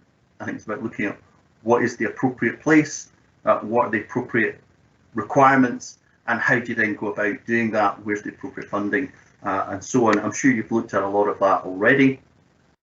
In terms of intergenerational work, I've actually been involved in intergenerational work. I remember being part of the pilot community planning in Edinburgh. I was working with a group of older people, and we had another group of younger people. We brought them together for a number of projects, and it's quite interesting to see how they perceived each other and how each had different perceptions about each other that were not the case. So I think there's a huge opportunity there, and I think again it's about looking at how we engage with the education sector and the voluntary sector. I think the voluntary sector has a really, really important role to play over the next few years. Yeah, over the next few years. They had an important role to play before COVID, but I think the voluntary sector in Scotland is one of the most creative and innovative, and we're going to have to look at investing in the voluntary sector a lot more and rely on them to be a real key player over the next few years. Okay. Thank you so much. We'll then move on to Kathleen Leslie of the Scottish Conservative and Unionist Party. Oh, I think you're muted. Thank you. Sorry, I've been having a bit of problems with the laptop here. No problem. Okay, well, the Scottish Conservatives very much support our armed forces and our veterans community, which is one of the reasons why we fought so hard at Westminster to ensure that our service personnel who live in Scotland would be compensated due to the SNP's higher tax band here. In terms of our veteran communities, we would be looking to put forward in the next Parliament an Armed Forces and Veterans Bill. And that would be one where we would be topping up benefits for veteran households who are in receipt of universal credit, and also a Veterans Help to Buy scheme. And also I'm very much in support of ensuring that for veterans, I know that I have friends, in fact a couple of colleagues who are actually veterans, and I'm aware of quite often the difficulties in transitioning to civilian life. So very much so in support of ensuring that veterans do have that support when they do come out of the armed forces, obviously after this very important role they have been serving in. In terms of the question on the community centre for our Muslim community here in Fife, I actually asked a question at a recent assets committee at Fife Council on this, because I had a religious minority group who were looking for an actual place to have their meetings. So I think that in terms of sort of policy, I'm not quite sure if there is one. It's something I can look into, but I know that what I would certainly be saying is that approaching the local council, approach Fife Council in the first instance and see if there are any buildings that it may be possible to use, which you could actually purchase. In terms of intergenerational policy, prior to the pandemic, I went to a few meetings of generations working together, and which was absolutely fascinating to learn about older people interacting with young children. I experienced this when my grandmother was in a care home, and there was a nurse that was working very close with them. I think it's a fantastic thing to do. I think it absolutely has to be encouraged. Unfortunately, the last year has meant that all that has stopped. So I would be hoping that with the rollout of the vaccination scheme, and hopefully as things get back to normal, that we'd be able to support that moving forward, because I think both for young people and older people, it's very important to develop that. Thank you. Thank you so much. We'll move on to Julie McDougall, Scottish Labour Party. Thank you. Yeah, in terms of the veterans, I fully support that the veterans absolutely need the support when they come back into normal home life. I think it's important not just for them but for their families. It's a huge transition. I do know a few veterans as well, and I have some members of the family, and I think that we all understand that is such an important support to offer. They have actually served us, and I think that we need to make sure that we pay that back, and that might be from housing, also as we've mentioned already, the mental health services, the support services, and I think again it needs to be easily accessible. Because there is obviously a pride when you've done that type of work. It must be extremely difficult to come back and have to ask for any support. So it needs to be easily accessible, friendly, open, and we need to work with our communities and our veterans to make sure they're happy with how we're actually handling that. I want to work with folks across Fife, as I've mentioned earlier, and also when we're talking about other faiths with the Muslim society, we're saying that absolutely, I completely agree. I think it would be great to have another facility in Fife and join this all together. We have other facilities, as we've mentioned, in Glenrothes, Dunfermline, so it makes absolute sense. We have a huge community, and I think those facilities would be absolutely welcome. That was something I would fully support. And reintegration, sorry, absolutely. Again, working with third sector, I look after a small charity that I look after. I know how difficult it is for the voluntary sector to try and get assistance and to try and get hold of funding and make these things happen. I want to work collectively with third organisations and make sure that we're working collectively to ensure that these services are fit for purpose. And that would be for all faiths as well, not just obviously Muslim, but obviously other faiths in Fife. So there's so much work that we can do there. Intergenerational, yes, I would say, yeah, I think we've learned something from the pandemic as well. Although we've not been able to be with family, we have learned how important community is and how important family is, if we didn't already know that. I'm fortunate I've spent quite a number of years overseas, and I know how different we can be, sort of with European culture is different. We can learn a lot from that. So I really do believe, again, that this is an opportunity now after the pandemic, as we come through it, that we learn things from our families about reconnecting, and certainly it's a great time to reevaluate there. So I'm all for that as well. Thank you. Thank you so much. We'll then move on to Alan Beale, Scottish Liberal Democrats. Thanks. Yeah. In terms of the veteran issue, like again, sort of people on the panel, I mean, I've sort of fair bit of experience in terms of this. People I've known who've been veterans.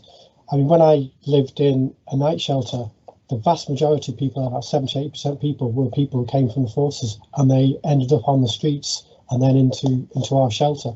And you know, that's because they had been given no preparation to prepare for the sort of life in civies. And you know, that's a big issue. That's still, I'm sure it's better now, but I mean, it's just, that's fundamental that people need help. That's probably reserved matter coming from the army. But homelessness is something we can stop by having a decent homeless policy, which is again what we're proposing in our policy. That's a safety net for everyone, and they should be the last people on the streets. Also, again, the issues that have been raised also show the fact there's big gaps in mental health provision at the moment. It hasn't happened. I mean, I think you can combat stress, which is a kind of post-traumatic stress, although only came about relatively recently, but massive gaps in mental health for people who need it. And that's what, again, our policies help bring those things out, so there are walking places they can go to get help when they need it, because they need it quite quickly in some situations. So again, I think that would be good for veterans. In terms of the social centre, I love seeing sort of community projects coming up and being driven for the community, creating new things. And again, I hope that would be, I'm sure most people sympathise with the objectives, but obviously the funding is a different issue. And I can't imagine many parties got particular pots of money for community centres, but again, with a better economy, there's more money there potentially to be used. In terms of the intergenerational question, yeah, fantastic thing to do for everybody's point of view. Gives youngsters a bit of perspective, gives older people an interest, but it's all about volunteering, and people can only volunteer if they've got decent pensions and if they're not having to work all the time, as well as having a structure for sort of putting people in touch with each other. So yeah, great thing we can encourage that. Be fantastic. Yeah, thanks so much. Thank you so much. We'll move on to David Torrance, Scottish National Party.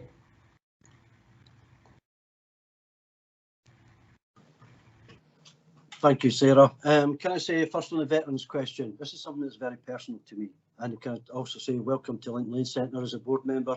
I'm sure you'll find the facilities excellent, and Mandy and our team more than accommodating for you.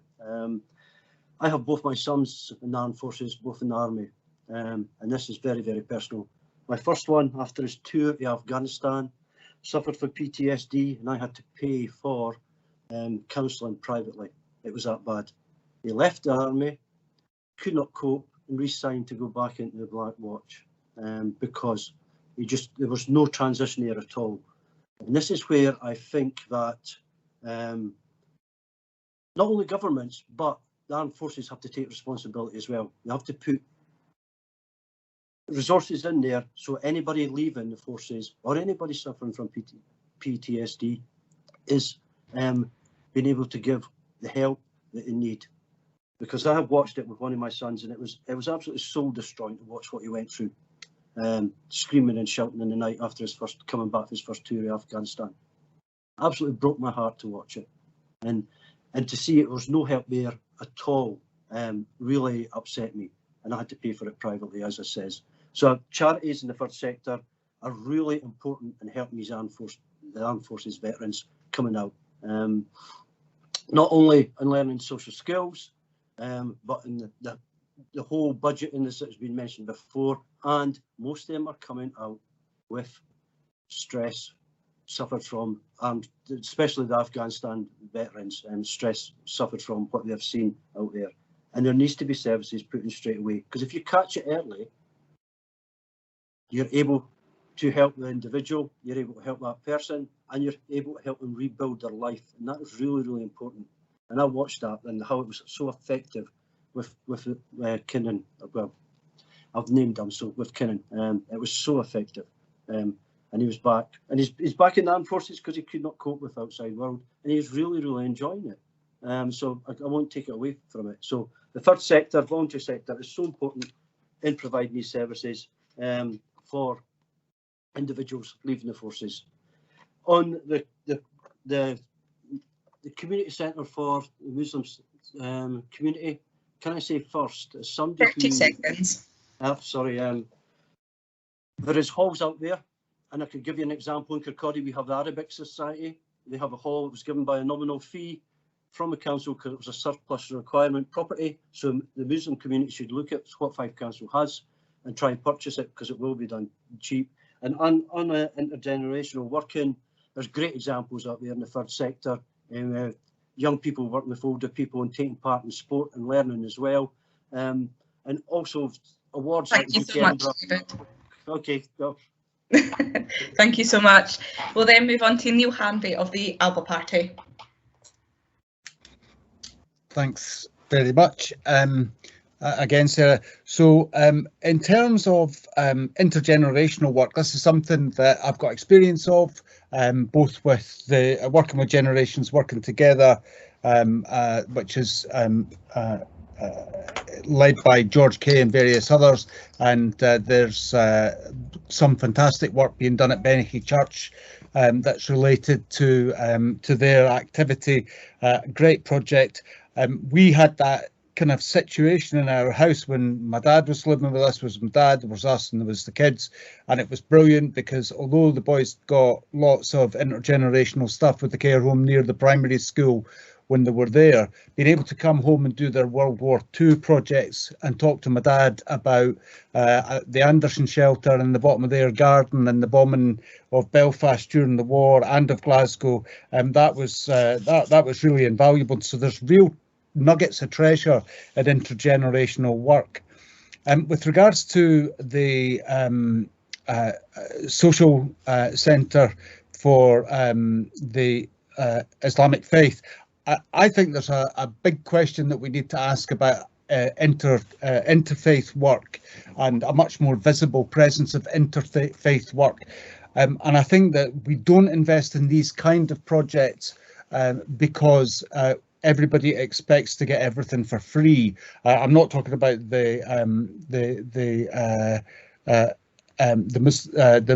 Muslim centres at all. I'd love to see that happen, but I think that you have to pay your taxes to make these things happen, and I think that we need to start asking questions about how we improve the number of people in work and paying taxes to make those kind of projects really come to life.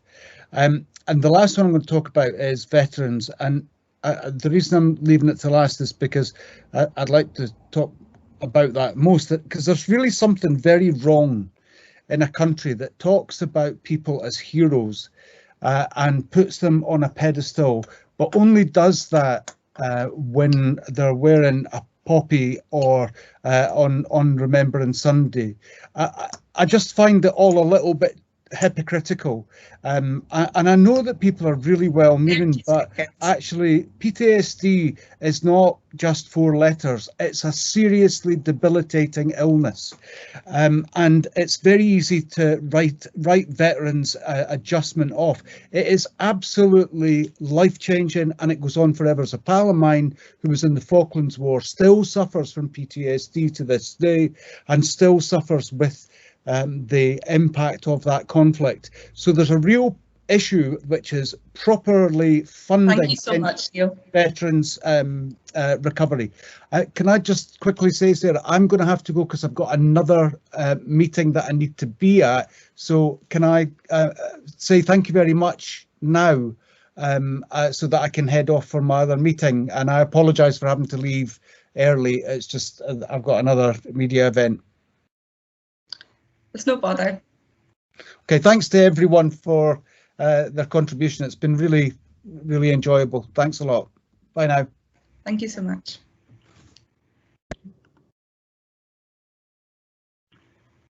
It looks like we'll just run slightly over, but the questions and discussion are worth staying for.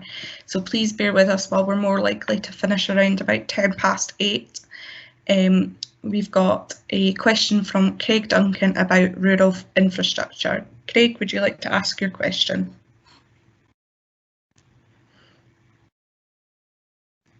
No, I'll get somebody from the FCE to ask on behalf of Craig. Yeah, that's no bother. Craig's question is, right now, rural areas are stuck with whatever network speeds BT decide to invest in or pay through the nose for high-speed internet from Virgin. Is there anything you could do to improve the current situation? Thank you so much for your question, Craig. We have one last question from Judy Hamilton about the supermajority, and is for a named candidate. Is Judy Hamilton here? Would like to ask her question.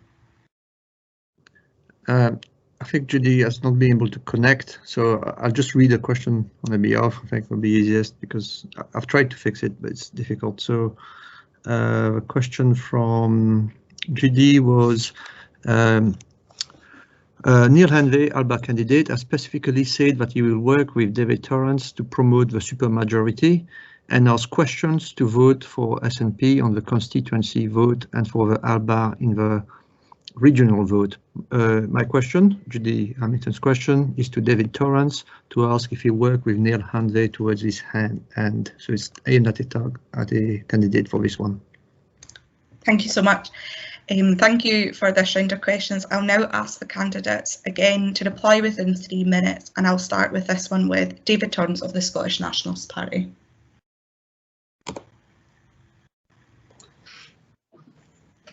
Thank you, Sarah. On Judy Hamilton's question, very short.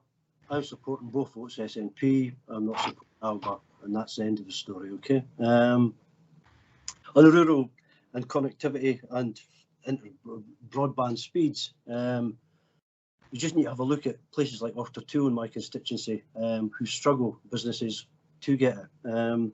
Scottish Government is committed to getting super fast broadband to every household, whether it's islands, rural, or in town, in the next 3 years. They've managed to reach 94% of the population so far, and they've invested hundreds of millions of pounds in this. So it shows that we take this seriously, and we are trying to get there because it supports, and a lot of businesses are run from houses, small businesses. So it's important for them to have that fast broadband connection. And in the rural economy, there are so many different and diverse tourist industries there that need it as well. So it's important that we do connect them, and it's one of the major for the economic recovery that the Scottish Government's looking at seriously in the SNP. Thank you so much. We'll now move on to Alan Beale of the Scottish Liberal Democrats. Okay, thanks, Sarah. Yeah, we very much appreciate the fact that high broadband speeds are critical for productivity, for business, for education. It's so important now, and even the viability of rural life. So, you know, the pandemic has shown that to be even more the case.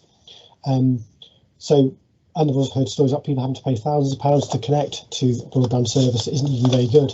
So yes, we are aware of this, and we would establish a network of community connection managers who would broker solutions for local communities. And we think that's a really good way of solving the issue, rather than leaving it to a monopoly supplier to do it, to provide solutions, because obviously they aren't doing it. I mean, the SNP promised to get full broadband by 2021, the Tories by 2025, well, they haven't happened. So we need to get some special measures in place that are actually going to mean that high-speed broadband can reach these areas, because say it's so important for lots of reasons. I mean, even in cities, it's not as good as it could be in some places, but rural broadband could be improved significantly. So I think that's the answer. Thank you. Thank you so much. We'll then move on to Julie Mcdougall of Scottish Labour Party. Yeah, I think we understand now how crucial the internet is, certainly over the last year. We wouldn't even be holding this Hustings tonight, obviously, without it. So that it's as important now, really, as electricity, gas, telecommunications, roads and railways, pretty much. So it not only sustains our family contact, and it's a social aspect. Obviously, a lot of businesses are run through the form of internet. So it is absolutely crucial that a lot of these rural areas have the infrastructure and the internet connection required. I was on a recent meeting with Chamber of Commerce. I'm aware of the issues that are in Fife. I listened into the meeting. I know that there are plans to do this, but again, it's more about getting the infrastructure in place. So yeah, in this day and age, it's an absolute necessity that we've got it. It has to be yet another priority, but we need to get the infrastructure in place and ensure that every single household in Fife has absolutely excellent communication with our internet. Thank you. Thank you so much. We'll then move on to Kathleen Leslie of the Scottish Conservative and Unionist Party. Hi, thank you. Yeah, rural broadband. I think it's something that I think we can say politicians of all parties have spoken about the need to get that. But I think really the past year has demonstrated that talking about it is not enough. It is absolutely essential. From young people who at the start of the pandemic were working at home and didn't always have a great broadband connection in rural areas, to the amount of us who are also working from home and the number of new small business owners. So it's absolutely essential everybody has that. I'm pleased to see that the Scottish Conservatives have got that definitely as one of their key priorities for the election. So yep, I would definitely be supporting that, any moves, well, really getting the whole thing speeded up. Excuse the pun. Thank you so much. We'll move on to Bruce Henderson of Renew Scotland. I think I live in Dunfermline, and I know that I can't get super fast broadband in Dunfermline. So if I can't get it in somewhere like Dunfermline, which is a fairly major metropolis in Fife, then the rural end is obviously much poorer. The weakness, of course, is that the distribution side of the network is largely still ADSL, 2 wires. And the priority has been to get the distribution side from the exchange out to be more the kind of super fast broadband bit. The bit that annoys me intensely, however, is way back in the day when there was British Telecom and Mercury and so on, the proposition was that these companies should work together to put the new broadband plant in the ground. And the Conservative government at the time said no. And I reckon that's knocked us back by about 10 years in terms of putting fibre optics and things in the ground. So we can, we could have been a lot further on if politicians had stayed out of it and allowed the businesses to pursue the business case. And the problem now, of course, is that we've got lots of areas demanding to have access to the internet and access to high-speed internet and high-speed broadband, and it's going to take us a lot longer than people have suggested. I think what has happened is people have wishful thinking when they've said we're going to do it by this date and by 2025 or whatever. Reality is there's a lot of old plants still in the ground, and that unless we find a way in which we invest in that, because BT aren't going to do it on their own. They're a commercial business. They're not a public service. I think we have to be clear about that. So I think it's about politicians need to be realistic, and British Telecom have to be realistic about when this plant is actually going to go into the ground. Because I think up until now, people have been fanciful in their predictions. And I think it's something that we need to change. Thank you so much. We'll then move on to Martin Keatings, the independent candidate. I know this was a directed question for David. However, I do have to say that I'm slightly disappointed that his response. The question to him was, would he work with Neale if Neale was elected?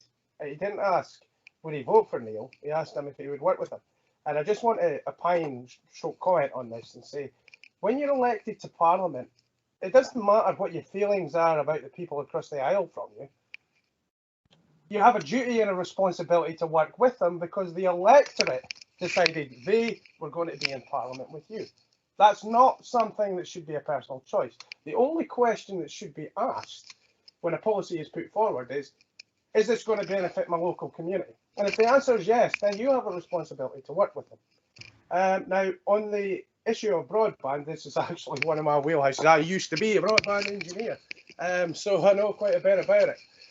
The issue with broadband is a case of we are over-reliant on BT Openreach to roll out the network, but at the same time as well, private companies are unwilling to roll their networks out because the cost is simply too great because the infrastructure isn't there. We'll have to start by digging up the streets and putting in tunnels that allow easy access for utility providers to be able to roll out whatever the heck they want, to be able to upgrade whatever the heck they want, when they want, at any time. That's where it needs to start. We put in those tunnels, which, by the way, local councils could actually lease to companies, thereby creating a local revenue generation. If we put in those tunnels, we put in those underground conduits, then private companies would be more than willing to bring hyper-fast broadband, your Vodafones, your the Energists, your even Openreach would use them as well. But there would be multiple companies who would be willing to do it because they wouldn't be having to pay to dig up the street constantly in order to put the cables in. The conduits would be ready there for them, and that takes us back to the conversation we had earlier about updating our infrastructure and creating jobs. That could be part of our pre-COVID response. Ultimately, it comes down to the rollout is too expensive, so the private companies look for highly populated areas and isolate rural areas, or they're not economically viable. And then at the end of the day, we're left with a situation whereby those communities never get the upgrade, and they're sometimes 2, 3, 4 generations behind. So by creating the infrastructure to allow the rollout of that broadband, we would inject more competition in because companies would be more willing to roll out to more rural areas because they're not having to dig anything up. It really is that simple. And councils could make some money out of it as well. Thank you so much. We'll then move on to Linda Holt, Alliance for Unity. Thank you, Sarah. I was amused to hear again David Torrance talk about the SNP commitment to superfast broadband, because the question really is, why on earth hasn't this happened up to now? And Bruce is completely right that basically government has relied on private providers and private providers have failed. There's a kind of voucher scheme, but it doesn't nearly begin to pay for the cost of connection if you live outside of a city or conurbation. So the private providers have picked off the low-hanging fruit, but places like the East Mute, North East Fife rural places, people are left hanging. Luckily, I mean, amazingly, in Scotland, in Fife, we have the only digital improvement district in Scotland, which is in Cooper. And I would recommend all of you, please, to Google Cooper Now and look up about what Cooper Now has done as a digital improvement district. This is a kind of version of a business improvement district where they have a levy on local businesses, they get a grant from Fife Council, they get a grant from the Scottish Government. And what they have set up there is super fast broadband for people using new technology, which doesn't rely on digging up the ground, it's Wi-Fi. It's Wi-Fi networks. So it's what you have in your house, they can do over a distance of 7 kilometres. And that was so, and on the back of that, they set up a fantastic community internet kind of social media network as well, which they got free on the back of this. It's been an amazing project. It is tragic that this hasn't been rolled out across Scotland. It hasn't been rolled out because of basically a lack of interest by the Scottish Government and huge bureaucratic hurdles. However, the people who did Cooper Now have got a vision, well, because people contacted them from across North East Fife saying, can we have what they've got in Cooper Now? Can you connect us? They have now scoped out a project for the whole of North East Fife and including 2 wards in Levenmouth, and which would not rely on Scottish Government funding. It wants to bid to the UK government's Levelling Up Fund via Fife Council to run this project and to build this Wi-Fi network for super fast broadband across North East Fife and Levenmouth and part of Levenmouth. And then that would be owned by a community trust, so it would be a community asset, which the community could choose to use the revenue from or sell later on, whatever. And on the back of that would also be this incredible community information network. It is an amazing project. I'm very lucky to have it. So please look at Cooper Now. There is a future, but it's not going for super fast broadband, but it is not going to happen by digging up streets. That is now old technology. Thank you so much. I would just like to say thank you for all the questions this evening, and we will now be moving to closing statements. During this time, you can now take part in the poll posted in the chat. It will run until we finished all the closing statements, and we'll start the closing statement, which you will all get 2 minutes each. We'll start with Linda Holt, Alliance for Unity. Me again, right? Yes. Well, I suppose, it should be clear to you all why I'm standing as a candidate, and it's because I'm really, really fed up with the SNP and the government we've had, with their over-promising and their massive, massive under-delivering. It makes me quite literally cry. I've got a daughter who is on the autistic spectrum and has additional support needs at school. I've been trying to get a diagnosis for her for 4 years, and it's going to be at least another year, because this is the way the NHS rations access to its hugely oversubscribed mental health services. She's never had the help she needs at school. She's 13 now, and I see her leaving school with few qualifications and not much chance for a job. And she's one of the lucky ones, actually, because she's got educated, relatively well-off parents who are going the extra mile. I also founded an addiction self-help group in the East Nuke because the complete lack of drug support services up here was seeing young men in their 20s dying, and the community felt utterly helpless. One of the things I like about All for Unity is that it's a genuinely Scottish party and truly nationalist in wanting the best for Scotland. It differs from the SNP in that we are single-minded in wanting to make the absolute best we can of devolution, something I don't think any party has done in Scotland since Holyrood was founded. All for Unity differs from the mainstream parties because it is entirely free to do the best for Scotland. It's not having its strings pulled by a mothership party in London. It doesn't have to worry about advocating a policy for Scotland on an issue that conflicts with the policy in England. All for Unity can put Scotland, what's best for Scotland, first and last. So what we're asking for on the 6th of May is for you to lend your first vote to the pro-UK candidate most likely to win the constituency, which everywhere in Fife is Labour, except North East Fife where it's Lib Dem, and lend your second vote to All for Unity in the regional ballot or the orange paper. A list vote for a party which is not standing in constituencies automatically counts for more than a list vote for a party which wins constituency votes. And this is the best way of maximising the number of Unionist MSPs returned to Holyrood. Thank you. Thank you so much. We'll then be moving on to Martin Keatings, the independent candidate. As I said at the start of this, I only had a few hours notice before coming on here, so pretty much everything I've said during this call has been ad hoc and off the cuff. We are coming up to probably one of the most poignant elections that Scotland's ever had. It's going to be one of the most, it's going to be certainly one of the most different elections we've ever had. It's going to be fundamental to how we proceed as a nation and how we recover from the current circumstances that we find ourselves in. Now, one benefit I have of being an independent is that I only have to really have one policy, and that policy is a question. Does this benefit the people in Mid-Scotland and Fife? That's it. There's no party whip telling me what to do or threats of deselection if I don't do it. I simply have to ask one question: is this going to benefit the people around me? And if it does, support it. If it doesn't, then don't. It's really that simple. When I'm asking for a vote on the regional list. I'm asking for you to vote for your own party that you support on the constituency ballot for myself on the list. And I'm doing that because I want to go to Holyrood to try and make a substantive change. Now, I'm a carer.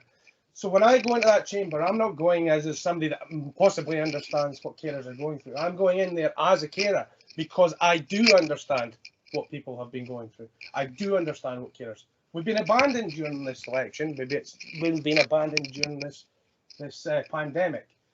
Things need to change, and I want to go to Holyrood to try and change them. So I'm asking for your vote. If you choose to give me, I'll try to live up to the trust you put in me. Thank you. Thank you so much. We then move on to Bruce Henderson of Renew Scotland. Thanks. First of all, thank you for including myself and the smaller parties. I think it's great to be included. Just to clarify, the Renew Scotland is fairly autonomous. We operate fairly autonomously, but we work collectively with the Renew Party in the UK. We're not answerable to the Renew Party as such. We also don't operate a whip system, so even if a group of us are elected and we have a difference of view, we will vote according to our conscience, and that's about having new politics, and it's moving away from the voting fodder, which is what the old politics has been about. Fundamental to change is ending poverty, and we're absolutely clear. Ending poverty stretches across so many aspects of public policy, and we need to do that. Otherwise, there are lots of things we will simply never achieve, no matter what is promised. We want greater accountability. We want honest politics with a criminal code to back that up. We want a Scottish protocol so we have a strong connection with the European Union. And we want to look at how we make the voluntary sector more sustainable. Politicians talk about this all the time. And having come from the voluntary sector, and I refuse to use the word third sector, because the voluntary sector is not third at anything. I'm absolutely clear that the voluntary sector has a huge role to play over the coming months and coming years.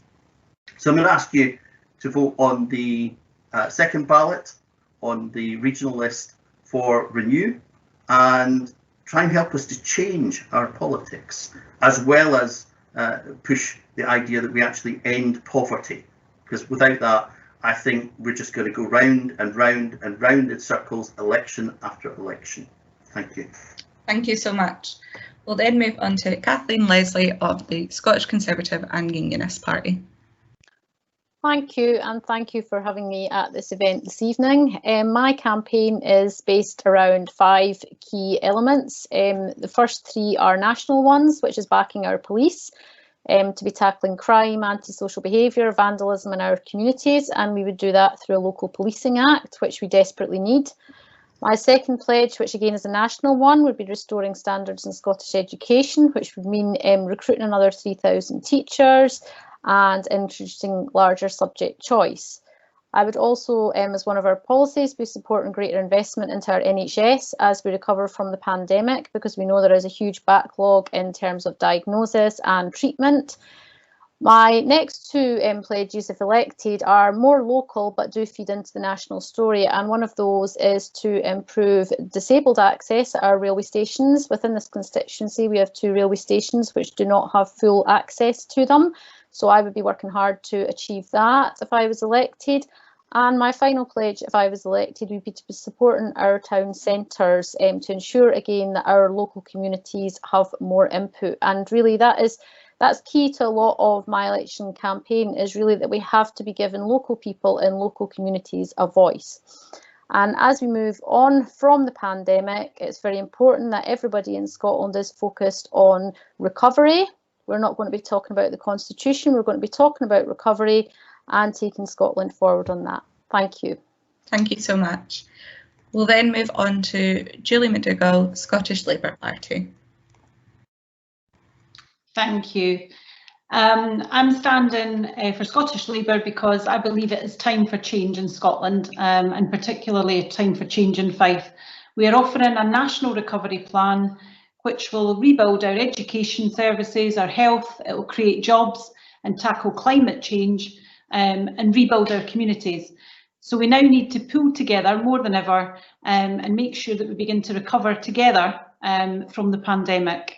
As I've already said earlier, I believe that everyone has a contribution to make, and in some way, and we need to make sure that the support is available to people to enable them to make that contribution. As we go through the recovery, we do need to rebuild the society, our economy, our NHS Fife, and my priorities, if elected in May, will be to work very closely with local schools, with colleges, trade unions, local businesses, and work collectively and create long-term sustainable opportunities for all.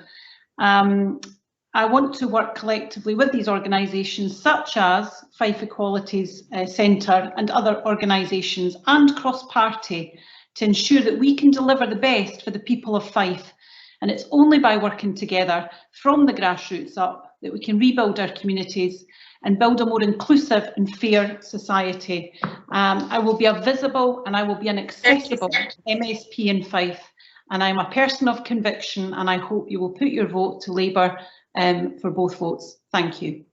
Thank you so much. We'll then move on to Alan Beale, Scottish Liberal Democrats.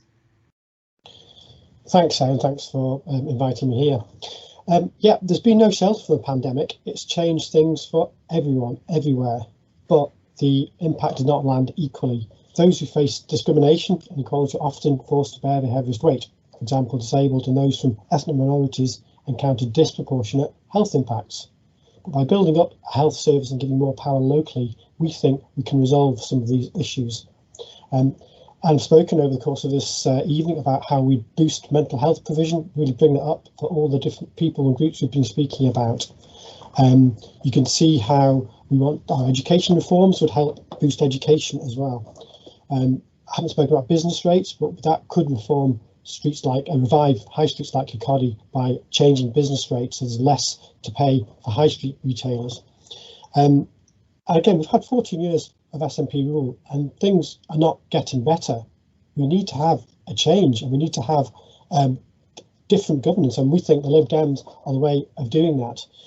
Both votes would help us to implement some of these policies that I've been speaking about. We've got some great policies that will make Scotland better, greener and fairer, as well as being more prosperous. So I would urge you to use both your votes for the Lib Dems on May the 6th. Thanks. Thank you so much. We'll then move on to our final statement of this evening, David Torrance, the Scottish National Party. Can I say once again, thank you for your invite tonight. I'm going to stand on my record of working with local communities, individuals, groups, third sector, volunteer sector and businesses. Over the last 10 years, I've committed my soul and heart to helping every person in my constituency. And it just shows in the number of people who turn up at surgeries or telephone surgeries now as we're having them, that I am so easily accessible. We have helped over 9,000 people in the last 5 years, which is incredible. So for that, that's a huge commitment to every individual who is going to vote in the May 6 elections.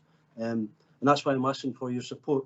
I'm asking for 2 votes for the SNP, both votes SNP, because our record as a government is a good one.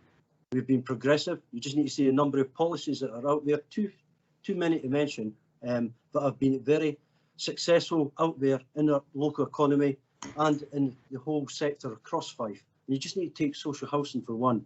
And I'll give an example. In the last administration, it was in government before us, built 6 council houses.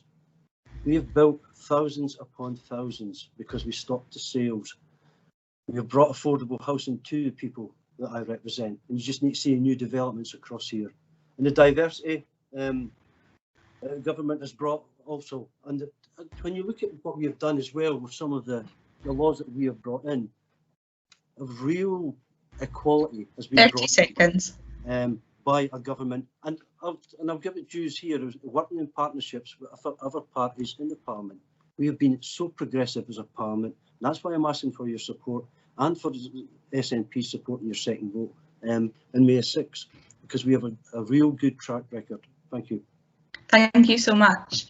That's us now at the end of this Hustings this evening. I would just like to say a big thank you to our audience, the candidates themselves, the Fife Centre for Equalities team and volunteers who worked incredibly hard to organise this event online.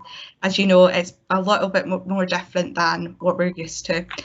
Everyone who sent in their questions and those who could not make it this evening. And then just before we move on to the exit poll, I thought I'd pop in and say a big thank you to Sarah for chairing this and hosting it this evening. I know this is the first time she's done it, but she's done an absolutely fantastic job in keeping things going, making sure everyone's questions were answered. And yeah, it's been a great help. Thank you so much for doing this for us. It is much appreciated. Thank you. I think Elric's popping in with the results of the exit poll. Sorry, I was trying to get Martin back on. He had a power cut, so so he can't join us. So he can't vote, but I'll just post the polls as they were. So there we go. This is. And I need to flag again that this is only the result of who's in the room right now. It is not obviously more indicative than that. But the poll will stay open and roll for anyone who's watching the recording afterwards, and up to the 6th of May for the election. Thank you again.